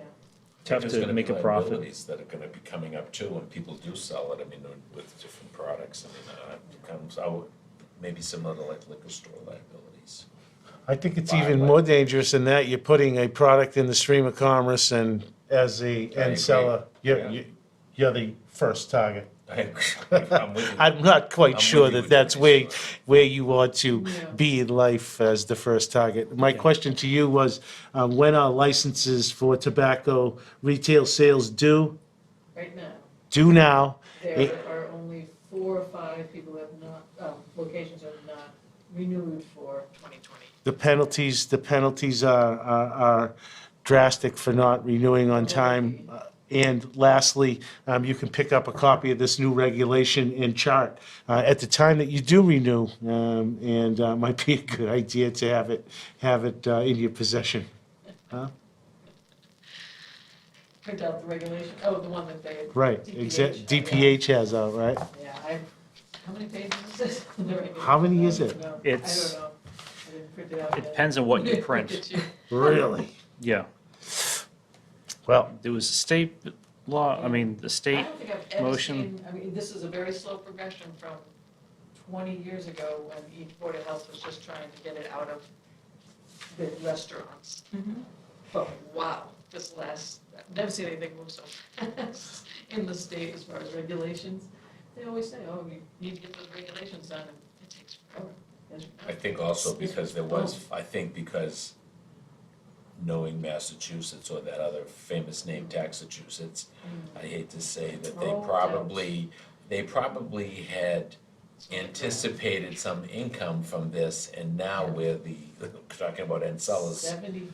Mr. Scrimmel. You think it was part of the budget discussion? I just am aware that the budget will end, the new budget will be for July 31st, Yeah. the fiscal year, so I get a feeling that I would like to Well, they're think definitely it limited was. how much they're going to get, because they handle, a lot of the stuff, but they're still gonna make some money at 75%, no Oh, doubt. for the short term. Well, just bear in mind too, that tobacco control had been subsidized by the taxes, and then that got narrowed and narrowed, so it may be starting off at 75% tax, but I hope there's Who knows? a small piece in there for Ron in his program, that's all I can say. on that it stays That there. would be great. Yeah. That would be great if it did, but, so I'll let you know when those dates are. Speaking of dates, you got the 220 Board of Health meeting scheduled next. And you had actually asked if we could defer it by month, because you had some travel plans. I did, and now they're in flux. So I think we should move forward. Do not hold off on my behalf.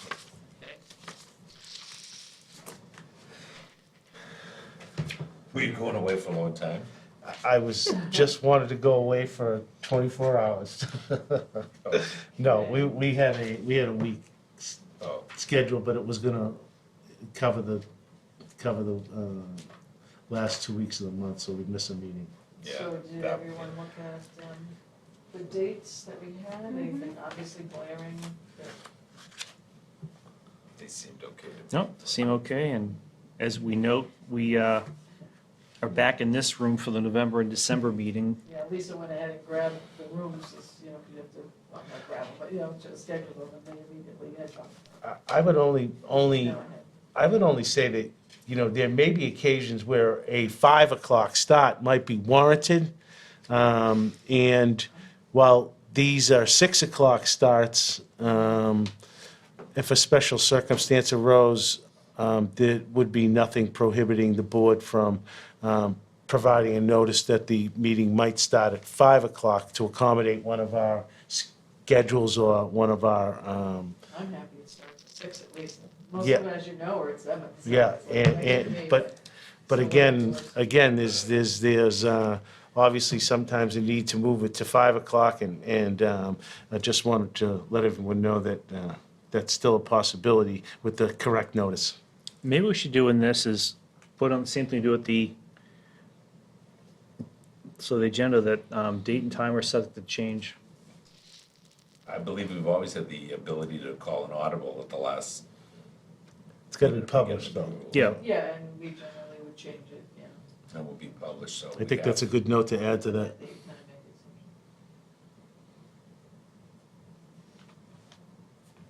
it so. and we, in times in prior years, have canceled like a summer meeting just because there was no business, so.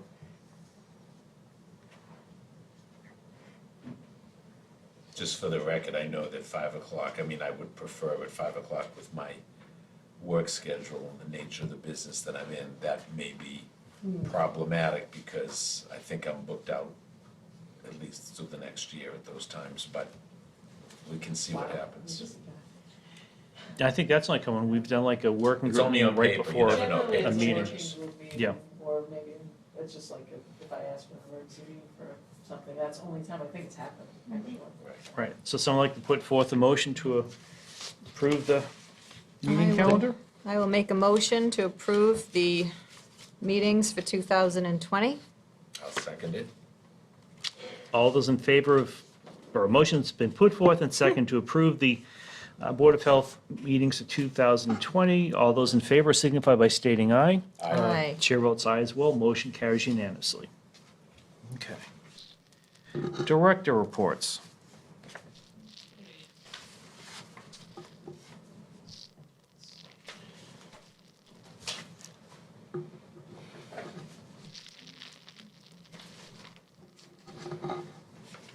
So we'll start by giving an update on the grease tank installations. Some which were here a couple months ago, so you'll recognize the names. Woodhaven has installed their exterior grease tank this week. The kitchen base work is happening right now. They've asked to hold off on, they have to go down a hallway, and it would block off the wing, and there's gonna be a lot of family there this coming week. So they will be doing that in the first week of January, which I approved.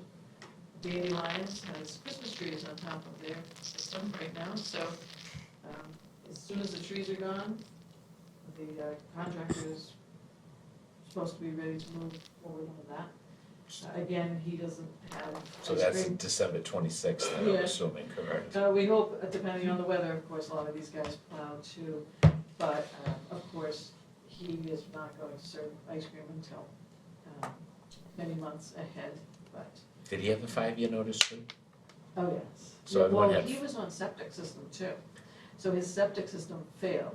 Had he, he may have stayed on the septic system, but most of the ones at this point that were on septic, this one actually failed without me even asking. Some of the other ones I asked, hey, would you inspect your septic systems? Tewksbury House, and theirs failed, and that's when they tied in. So, because I said, if you're gonna stay on the septic, we need to make sure it makes the minimum, but his has failed, and that's why. When did it fail? When was the date that it failed? Oh, I don't know. It was in the summer. Oh, my curiosity Yeah. is because anyone that's had a business of serving things, they've known the deadline, and Oh, yes. pushing things to the last minute troubles me. Caused a problem, yeah. Well, it troubles me. Yes, and he didn't come in September, in October, he just sent a letter stating he was gonna do it, so, So what I have not told, he's told me he's getting it done, because I communicated back and forth with him, he was gonna get it done before the trees came, and then all of a sudden I saw the trees. And I just, I saw the trees, and I went, oh, you put the trees on top of your septic system. I think I would prefer when people say they're gonna do something and they don't. My view is that people have known about this December 31st date, so I would suggest that for people that there are issues that come up and they've been aware of it and there's been some stalling, I think that maybe we as a board should kind of discuss some of the things, if there's fines or penalties, because I'm really a little frustrated. Yeah, I know. Yeah, each one was discussed in October, except he didn't come. But Right. again, he said, and his contractor has said, I talked to his contractor today, and he said he will be there the day after Christmas, assuming it's not a big snowstorm. Yeah, and you and I have been in constant conversation about this, and Yeah, so- one of the Because I was things, gonna make him come tonight, anyone who didn't have that, I was making him come. So that if they don't come the 26th, they'll go the 27th, and I'm kind of, well, I mean, there's a week, you can do a lot in a few days when you have to. but in this case too, the food permit can also be held up until this has been completed, which, Okay, yeah, all right, so there won't be any food permit, but that makes sense to me as holding up the permit, but also, We don't want it to go, this is because we don't want even anyone to use the bathrooms, because it's a failure. correct. Yeah. And Yes. my That's a different- my concerns are when people have a long time to notice it, and Oh, then, yeah. it's one thing when you walk in, and like I said, I'm kind of assuming business people are adults, and they know what needs to be done, and I just don't get warm and fuzzy feelings when people know what's supposed to be done, and then they keep making excuses, and they don't come to meetings, or they don't show up, and then they tell the board something. I just think that it's better to be proactive. If anyone who doesn't come through with what they said they were gonna do, I can invite them to the board meeting in January. That might be. well, wait for one other report that she's gonna have, because that will be more to your Well, I point. kind of figured, we got till the So- 31st, so I'm open-minded till the 31st. So Capellini's, the exterior tank got installed this week. The plumber has pulled permits. I haven't heard whether in there they don't. Were there issues with that as well, with, I believe I'd heard there were some issues with the design or whatever, I'm not sure. When I went to look at the tank, the installer said that the Had to do with engineer elevation or had not something? had the correct elevation. So if you look, when you look in, you'll see there's a bump up because it's too high. High is better than low for any kind of, water table issues, so, but the the engineer, I don't know, why, so they're gonna have to go back and redo that parking lot, and the owner is not happy. Can I tell you something But this again? engineer was, I don't recommend. Was that a 5-year, was that a situation where someone waited till 5 years too? Yeah. I just think that, I think that in being a business owner, being prudent, when you're aware of things, especially if you plan on being in business for the next thing, I think people should always put in a delay factor in, and I'm like, My recommendation is never to give 5 years to anyone. I think that's way too long. It would have been easier to say a 2-year and then give extensions than it was, because what happened is every year I would send it out, and they would just put it aside. I have another year, I have another year, right? I do So, understand. so then this year, what you learned is, it takes engineers a long time to do stuff. So everyone thinks you can pick up a phone and call and get an engineer to design a plan, and it especially doesn't this time happen. of season, Oh, especially this time of season. this engineer started in, I want to say February or March. I didn't get the plan until August or September. You remember that? I was after him all the time, going, where's the plan? Where's the plan? So you don't understand when you're in this business, like you said, you don't know those other, you have to be proactive. I do And understand they did it. not. I do No, no, I mean you as you're a food person and you have a business and someone says, oh, you have 5 years, and you wait, and then you go, hey, Mr. Engineer, get it done. You can't force engineers to get it done. They don't get it done. So they put themselves in this corner, And- truly. They did, they put themselves right up, and you guys gave them an extra 10 months, 9 months, an really- extra. So that's where they are. So he should be done, I would assume, this week. But I totally agree with you, Tony. This 5 years is not right. I'm just tired of excuses from adults that have, Yeah. we're not dealing with No. young children, we're dealing with business people, and you usually assume business people should understand their Mm-hmm. business and all the parameters that their business encompasses. And I think we've been pretty lenient as a board, and I've just noticed in the past from my tenure on the board and the issues that we have come up with, that I think,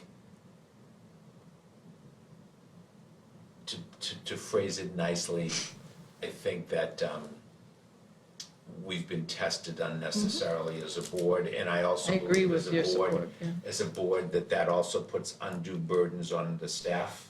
It puts undue burdens on the board, Thank you.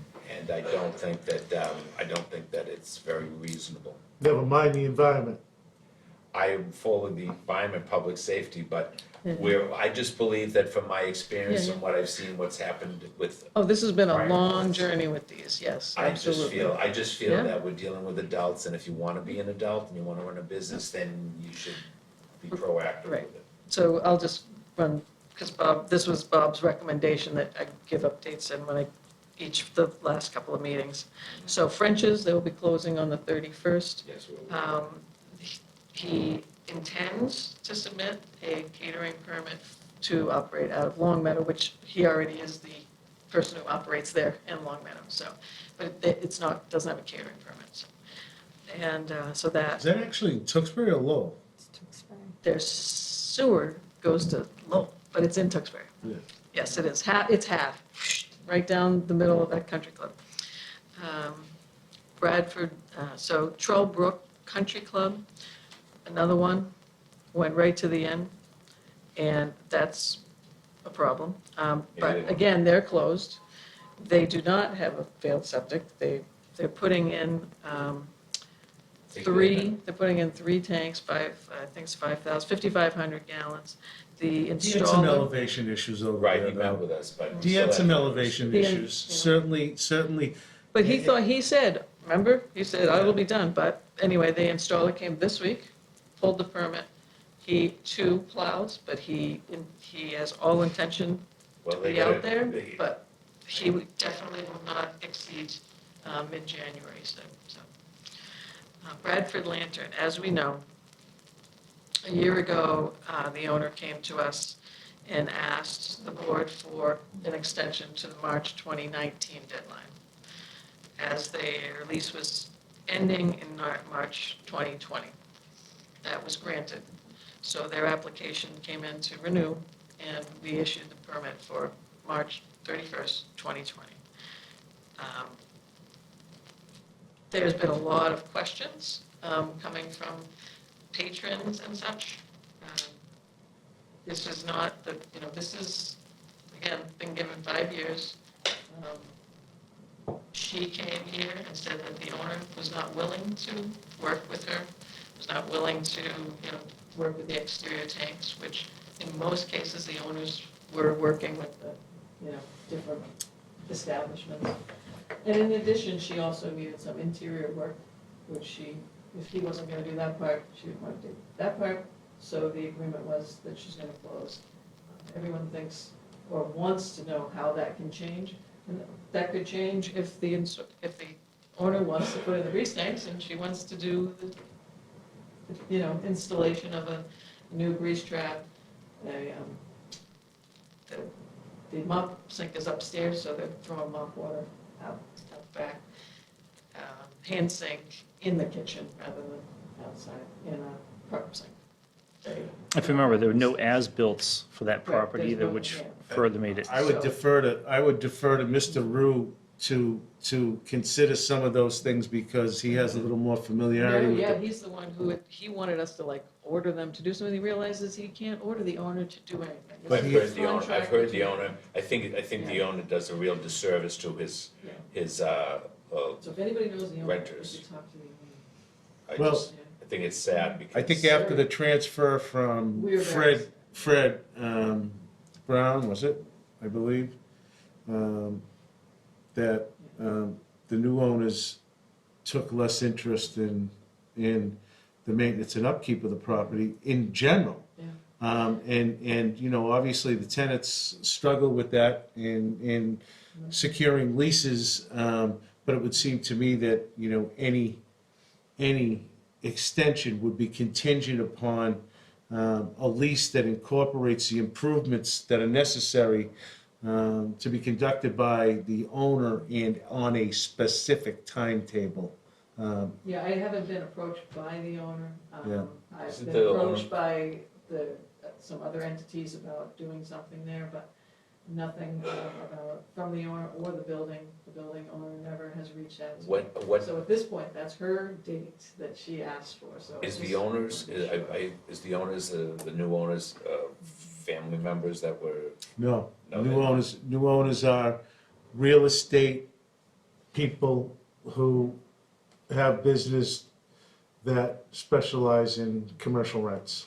the building inspector, though, with all the deficiencies that we deal with from a public health standpoint in this particular building, there are no deficiencies we are aware of just from the building department's end, because I know that there's been not always the communication that we, with the Board of Health, need to have with the building inspectors and plumbing inspectors and everyone else in there, so that, the reason why I ask that is maybe to have compliance be appropriate across all departments. If It might there's be a nice new- to coordinate. If I there's a think new on- application or something, of course Yeah. they would do it, but there's no. You have jurisdictional amounts of improvements that have to be made to a property in order to trigger Yeah. specific compliance, and owners are very aware of that permit threshold. Simply are not going to do that amount of work in any period that would trigger a massive improvement of the structure or of any component of the structure. So while Kind of what we just been through. it does not promote excessive maintenance. So obviously the board would be open to anything that Yeah. someone can talk about it. Well, I think we've always tried to promote businesses, and it's just sad to watch one of the better businesses that has an established track record of doing things right, even from a public health standpoint especially. I always say never say never. You never Yep. know what'll happen between now and then. But right now, we've got nothing going on, so. Lisa's Pizza they're the ones that have an existing variance to have a Big Dipper, which is in failure. They're servicing it constantly right now until we make a decision on certain things. So Paul Ross is representing them. He was here at the meeting. He mentioned that he was gonna put a proposal, which we did. He did. It's for a grease shield. We have discussions ongoing on that. And he may be seeing him coming soon, so. But so, they're anxious to move forward with something. They're just waiting for us to determine this is an existing variance with that existing, owner. So whether or not the mechanical is appropriate, may need some, we talked about maybe needing some modifications to. Yeah, my feeling with an existing variance is if you're deciding that you would like to modify that variance, it requires the same procedure, fill out an application for a variance, and obviously note the modification, note the technology change that results in the request for a variance, but also understand that a modification of a variance means that the board can add additional terms and conditions. So it doesn't revert back to the original terms and conditions, just like the technology advanced, the terms and conditions advance, obviously available to the discretion of the board. In the existing variance, there was no caveat or anything that said, if this were to fail, then blank. So that's why we're in that position where if we modify it, we definitely would. Yeah. If that was the decision. we'd have to go with And that. remember also that variances are granted, and in this case, they run with the technology, they do not run with the land. Understand, just because it's permitted at that spot, it was personal to Lisa in 2001. Well, It is personal to Lisa in 2020, and the condition could be that, there will be no transfer right. of the license or permit variance to another operator. So that is also something available to the board at their discretion. Great. So that's where we're at with those. I'll obviously update you in January.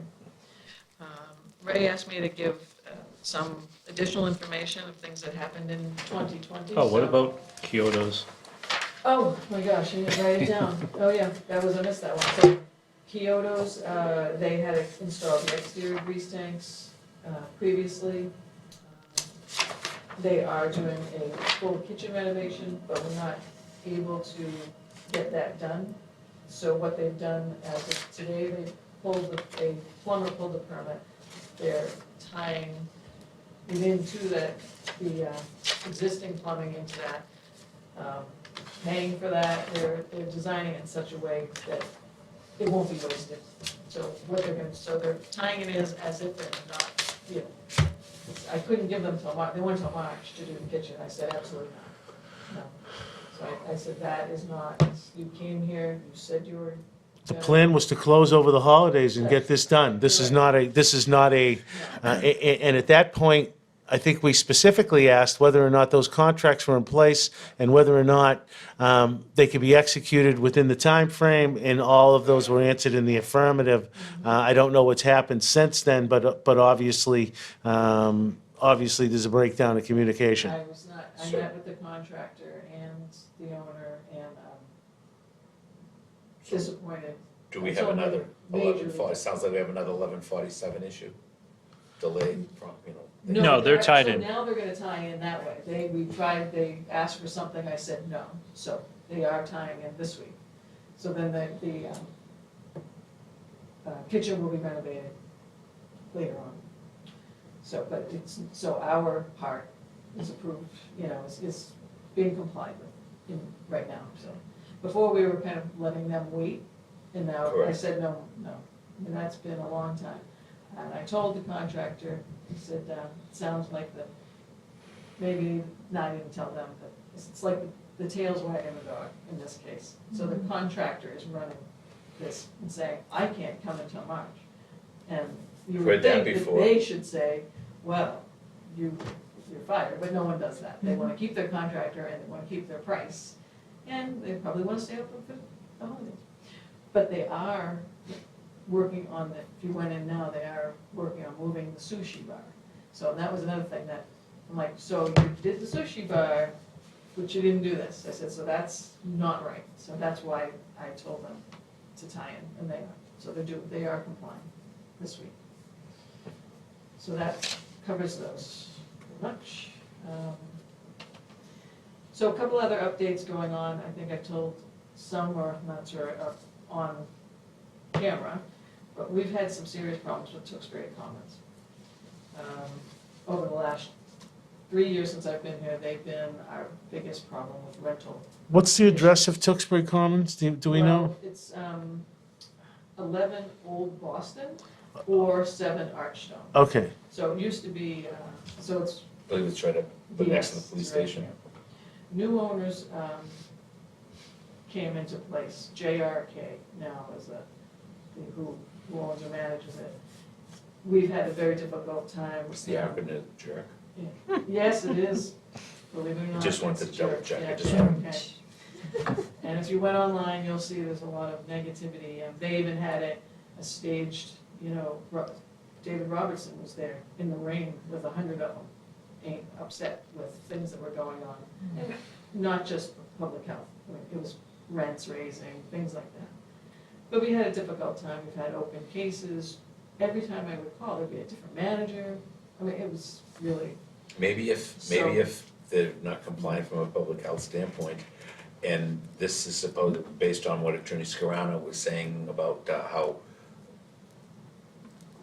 business owners or land, property owners are aware of sounds like they're aware of the minimum requirements, maybe, are they in default of any serious issues now that? So last week, I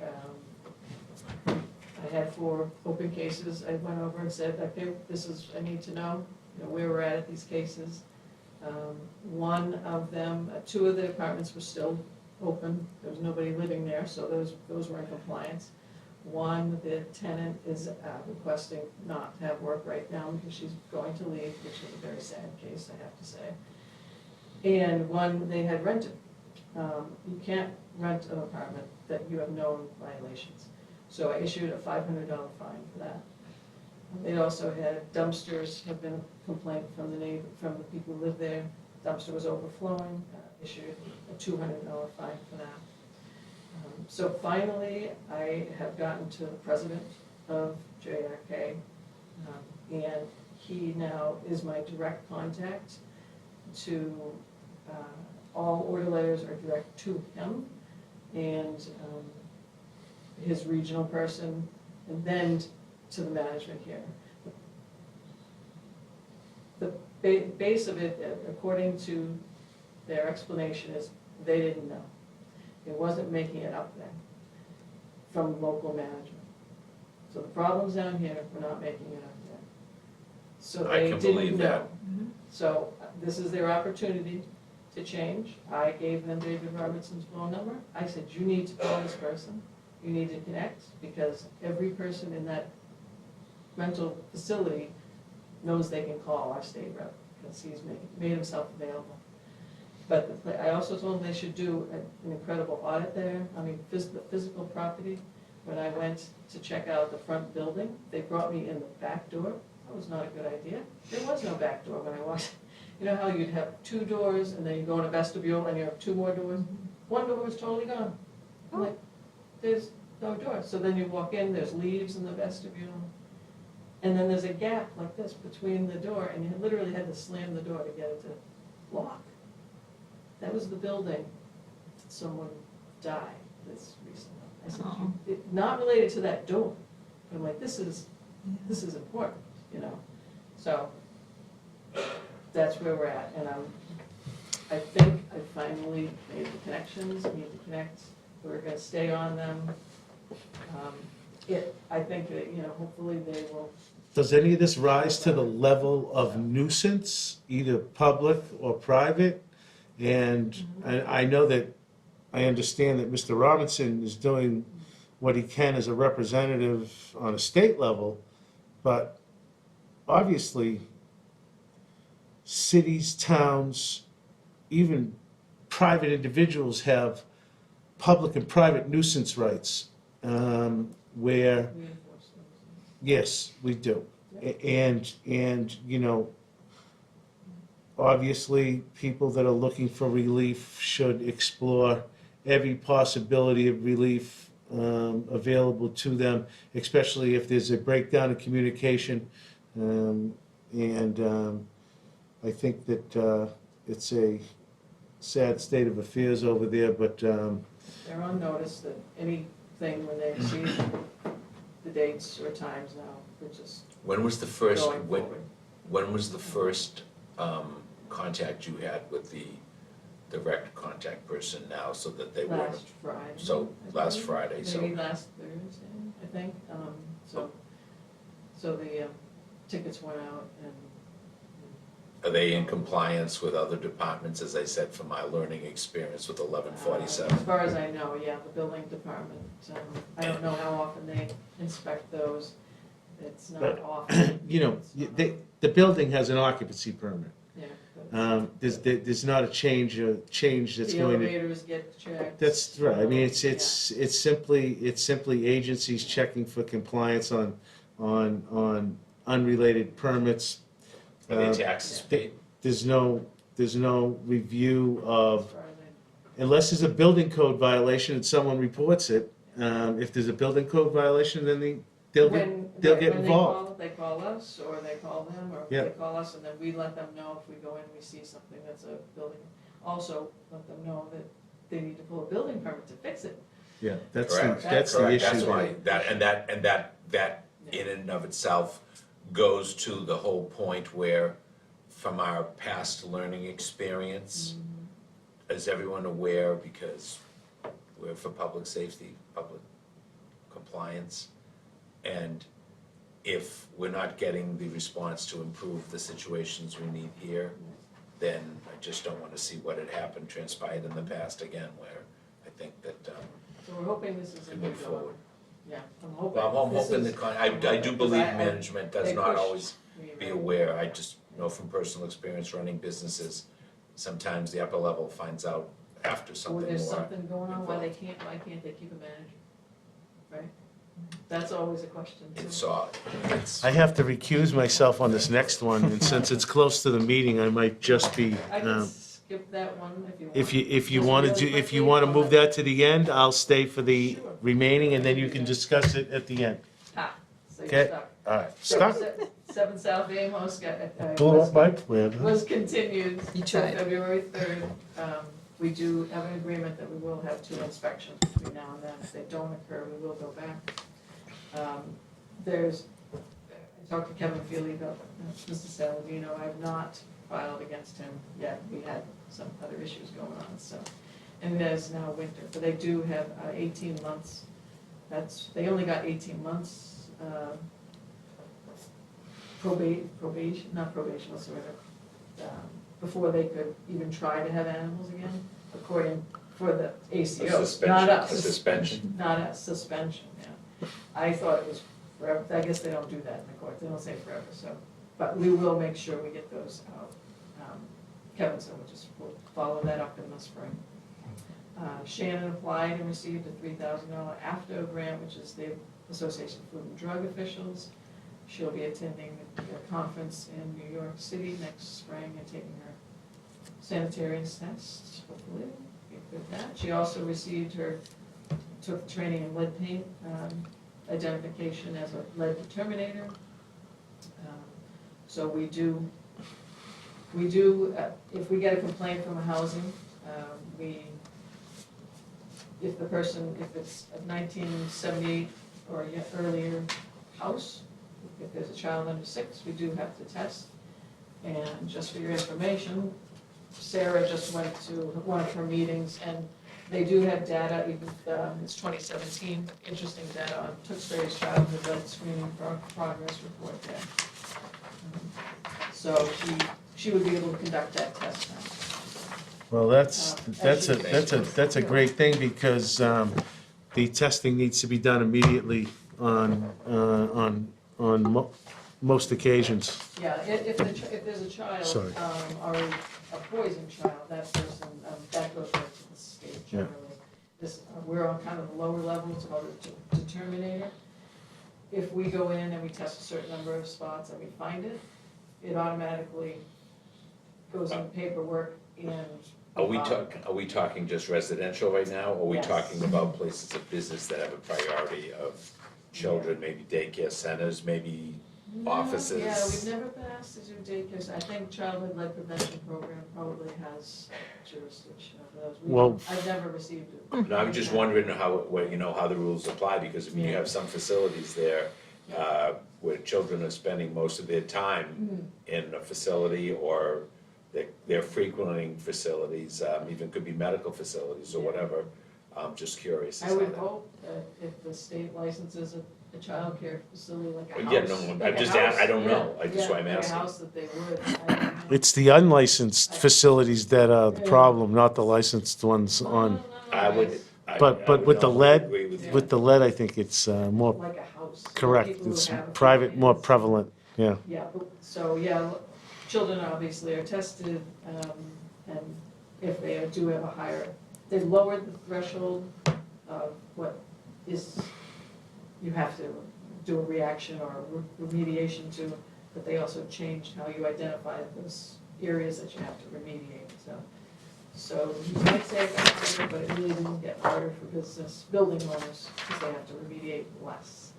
So it's tweaked, so she knows more than I know. Mine's a decade old, so. Other highlights, of course, inspection software, we're in the trial phase. Learning how to turn it on. Honestly, it's a learning curve for me trying to do this while I'm doing an inspection. So we're just getting into that. We do have the food code in it now, so we're in the troubleshoot phase. It's not perfect by any means, but we're doing okay. Continuing working with the Attorney General's home abandonment program. We've got a couple new cases that they're following up on that for us, which is good. We have a couple where people have bought the houses, it's just going through the process. So sometimes people think, oh, no one's working on that house, sometimes it's in a process. One of them was just sold, bought, you probably see a dumpster in the yard across the street from the Discount Madness. That house has been, people home complaining about that. So if someone's renovating it and it is a house, people are like, what are they doing? I said, right now, it's still a house, so as far as we know. Food code training for all, the new food code. I just signed an agreement with a trainer named Deb Rosati. She's a seasoned 30-plus year sanitarian, recently retired. We're going to be conducting 4 separate 90-minute sessions, morning, afternoon, 2 weeks in a row. We're going to mandate, can we mandate, we're going to tell everyone they need to come. And then they'll learn what they need to know. These are for the new serve safe? code. This is all about how the 2013 code is different than the 1999 code. So 2013 code is what we go by now, which are things like you must have a bodily fluid kit on site and directions. You must know, all your staff must know what reportable diseases they have to, what symptoms when they shouldn't come to work. You have to date your foods if you have more than 24 hours. Things that seem common sense to maybe another state who's been doing it forever, wasn't in this state. So now, temperature went down actually for cold and hot foods to 135. It also in that training. Went down she's- to 135? Yeah, to What was it at before? One, yeah. was 155 or 165? No, it's, well, for hot holding. For hot holding, 140. 140. But it was for hot holding, it We're was also- as high as 165. Yeah, so We're giving her a direction on what we see, what Shannon sees out there as the high priorities. Hand washing, sanitizer making, just understanding managerial responsibilities. is a also, I huge think issue. hazardous stuff, what happened in Buffalo Wild Wings Oh and my there. gosh. Yeah. And what happened, it was horrible because I think a few weeks before I was there and I recognized the poor man that passed Oh. away. And it's pretty sad. So I mean, I think that that's good. And can those basically continuing courses that they're giving, can they be contingent for licensure too as well? I mean, do we have that capability? Because Well, this is put on, we're paying for it, so, from, money that we have for, No. kind of revolving funds. And I think what we're learning now is the more we're in more we're in the stores or in their faces, the more we're going to get compliance. So I would think for the future, I would think that we should have more trainings, obviously, for them. And if we can get more engaged with the owners a little bit better, it is getting better. It's not great, it's not perfect. I think the So trainings, I personally think the trainings are great, and I think it's good. they're not- I just, my concerns seem to be that when people have time to do it, like how many people, first of all, the board is making a financial expenditure. Oh, we're gonna tell them they need to come. And I'm saying, I don't know if it's possible now, there may have to be some official actions taken, but if people do not show up from those facilities, could it impact the licensing process? My questions are, and I don't know how the board At the feels. moment, we don't, I talked with her about that, that we had that discussion about mandatory or not mandatory. It's going to say that you need to send at least one person to come. I'm not going to say whether there'll be a penalty if there is none. No, I was just Because I asking. can't- Because, No. yeah, so I can discuss that with you on the side, but how we're doing it. But I did discuss it with the consultant, yeah.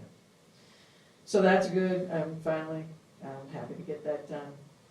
But it does show in the most recent CDC recommendations on norovirus and everything, it shows that we are doing these short things, with short inspections we send Sarah out on, she loves it. She goes to the restaurants and she has a very quick 10 checklist. Is your sanitizer made? Show me how you make it. She makes them, bake it in front of her. Do you have your test strips? Show hand washing, where's your sink? Oh, is it blocked?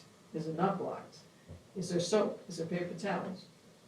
And then, what about illness? Do your people know not to, that they need to tell you when they, vomiting, diarrhea, how long you need to stay home? And that, plus having managers on every shift, supposedly right now CDCs are the most important things that can prevent, especially norovirus, but any foodborne illness. So I know we talked maybe at some point making it mandatory that there's somebody with management experience on staff all the time. Another reason why I bring it up is, I don't know if you folks have heard the ads, there's a special sanitizer that they're promoting they found that 60% of cell phones have fecal matter. And I am just bringing it up. I mean, this is this is what's, Yeah. I've heard the last month, these commercials, I don't know if any of the other board members have heard it, but these are coming out, so I mean, I think that even, we're trying all these things with hand sanitizer and everything, but I think that even, this might be something to address, mobile phones or whatever, putting it in there, because it seems as if it's becoming, things are getting more sloppy rather than improvement. Well, out of those 10 that you talked about, I'll tell you, I think the biggest offender is the inability to make sanitizer and test it to determine whether or not it's even effective. I've seen people take Sanitabs and throw them in a small bottle to make a sanitizer and having excess. Shannon sees that quite often. Yeah, having excess is just as bad as having mild strength. Dilution. So,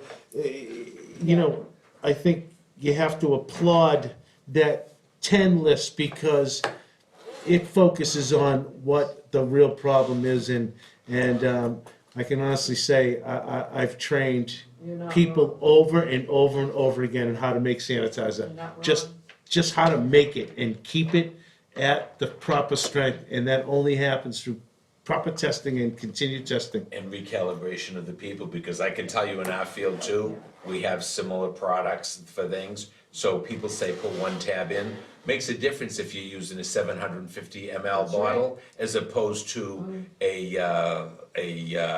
basically 3 times that capacity. So it does, and there's issues, I mean, I saw a product today that is so strong, it's 1 ounce per 15 gallons. Wow. So how do they make that? And I have to tell you, the buckets were good. So that was good, but they have to read the directions. It happens constantly, that, and they don't maintain observation of their dish machines. So I actually spoke to an Ecolab representative today, and I said, how often does this particular place get, checked? And he said, every other month. I said, they do a report and they send it to them via email. I said, can I get on that email? And he said, if they say yes. So I'm trying to do the same thing we've done with others, is make them send us the data, and then it gets done more. So if we know that the Ecolab goes out there every other month, and they say, oh, the machine is out, it's in, it's this, because we can't go in every day. But It's impossible. they need to start taking Being more responsibility vigilant. for sanitizing. You're more than right. He's They don't absolutely sanitize. right, and I do know Mr. Scarano, Attorney Scarano is a very vigilant, diligent person, so I'm sure that he was in the It's a battle. standard deviation. You right? can't, it's a daily battle. Sure. It's a daily battle, and anybody that's in the business has to understand that, the liability associated with that daily battle is the one that you have to be most concerned with. Yeah. Shannon is, and we're working on getting out more often, and Shannon is very disappointed sometimes with things that she thinks is, should be good, and then they go in and that person either, they don't even know if they had a high temp machine, and it was like, what? Well, because there's chemical or there's a high temp, it's just a shocking education that, so that's what the whole, this new code is about, managerial control. They need to take control of their restaurants. They don't need to wait for us to walk in the door. And that's part of this training, that it's getting put on them to We've step always, up. well, we've You said always, it, we've, step up. we've always been, Yeah. willing, as I think this recent boards, the last boards I've been on and the current board have always been willing to assist people in improving their situation. But as I've always said before, if you're gonna be in the business of making dynamite, you might want to know all the precautions that you need to do instead of learning trial by fire. Yeah. So we look forward to seeing everyone at the training sessions. I'm happy to be there. Okay, that is my, Well, you- annual report's due in February, so that, of course, I can do numbers and things, but this is more of what we've done this year. We did great change in the fees and making risk-based inspections. This is all moving in the right direction, so it's always moving and changing. Well, I'll let you take up your last item. I'm leaving now. And everybody in the staff in the health department's doing a fantastic job, so I want that on Merry record. Christmas. Thank you and happy We're all, holidays. and we're all Happy in holidays. Happy communications with all the other departments correctly, so we're all on the same page, correct?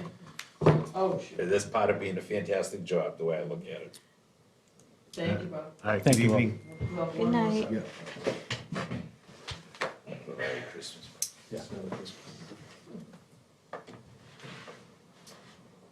Guess what the update is? They haven't done it yet. Guess what? Still? Somehow that doesn't surprise And- me. I am not reminding them anymore. I don't think we should. No, they know.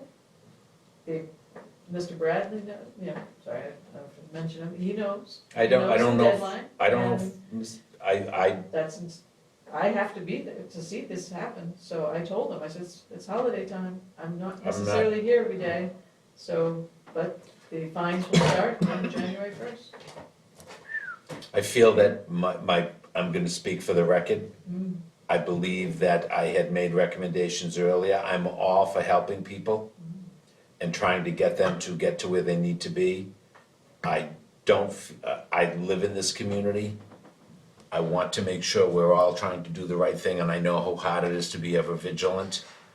But I feel that the board and its collective understanding of reasonableness has been taken advantage of by this particular situation, the participants in the situation. And I feel we've been lied to, wasted our time when we have other pressing matters to attend to. They've wasted the director's time, energy, and for lack of a better word, we'll say kindness of the board in trying to be understanding. And they've manipulated everything that could be manipulated, or I personally was extremely disappointed when no one had the decency to present before the board the date. I feel that was very disrespectful. I don't know, I have my thoughts as to why they may have done that, but it's not done.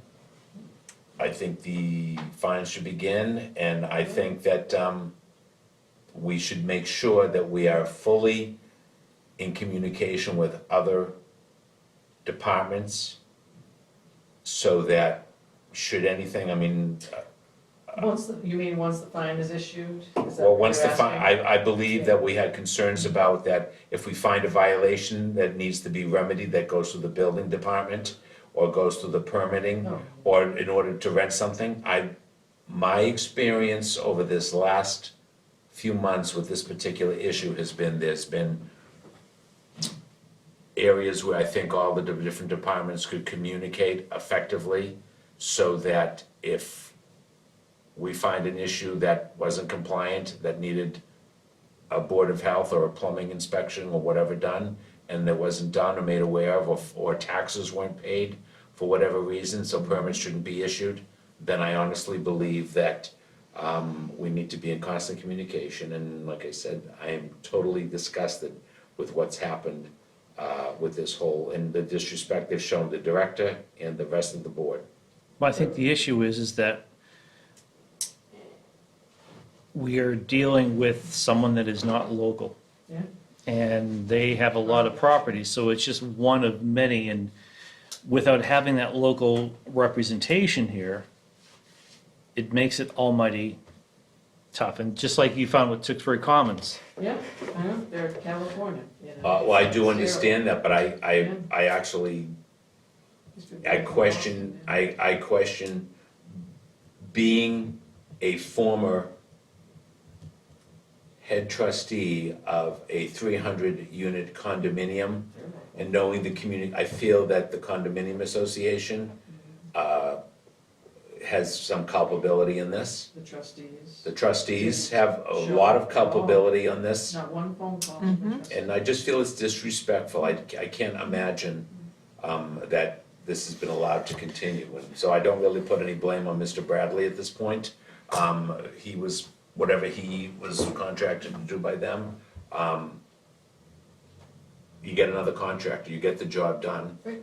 And so Exactly. I'm just disappointed, and that I'm putting it very mildly. Well, the thing we have to check on, I don't think we have any recourse, is that we have no penalty to apply if, or we can't compel someone to attend before us, or appear haven't- before us, and assign them a penalty for failure to do so. This may be. But I one of- wish that there was. This may We did the be, next best- I will Yeah. look at this as We did, fool me once, shame on me. Fool me twice, or was Yeah, it the shame? opposite. Yeah, we don't. The really opposite, do shame, it. shame on you, yes, I don't really do, but I'm kinda looking at it as I think we as a board and for future boards, regardless of the persons, I think that this should be something that maybe we need to address at a later date, to identify potential abuses of when public safety violations have occurred and have some type of enforcement for it. Well, if I end up issuing another ticket, I will, obviously let the treasurer know, let the building department know, and everyone else, so there won't be any building permits, so whoever in there wants to do anything next time, with any kind of building, any kind of permits, so that will be blocked until they pay whatever it is, and until they tie in, not tie in, until they abandon the pits. So, I will observe that when it happens. I think I shouldn't have to chase them. It's just, it's ridiculous. No, let the fines begin and let the fines begin and then the crew, I remember as a board, we had someone that was late in filing a license for a yes. food, and the penalties were steep, and they, Oh, and I didn't mention, I think 5 food permits were late, and they were double fee this year. Like, we had changed the regulations, so they did pay double fees. And one just was a think- high-risk one. One was a high-risk one.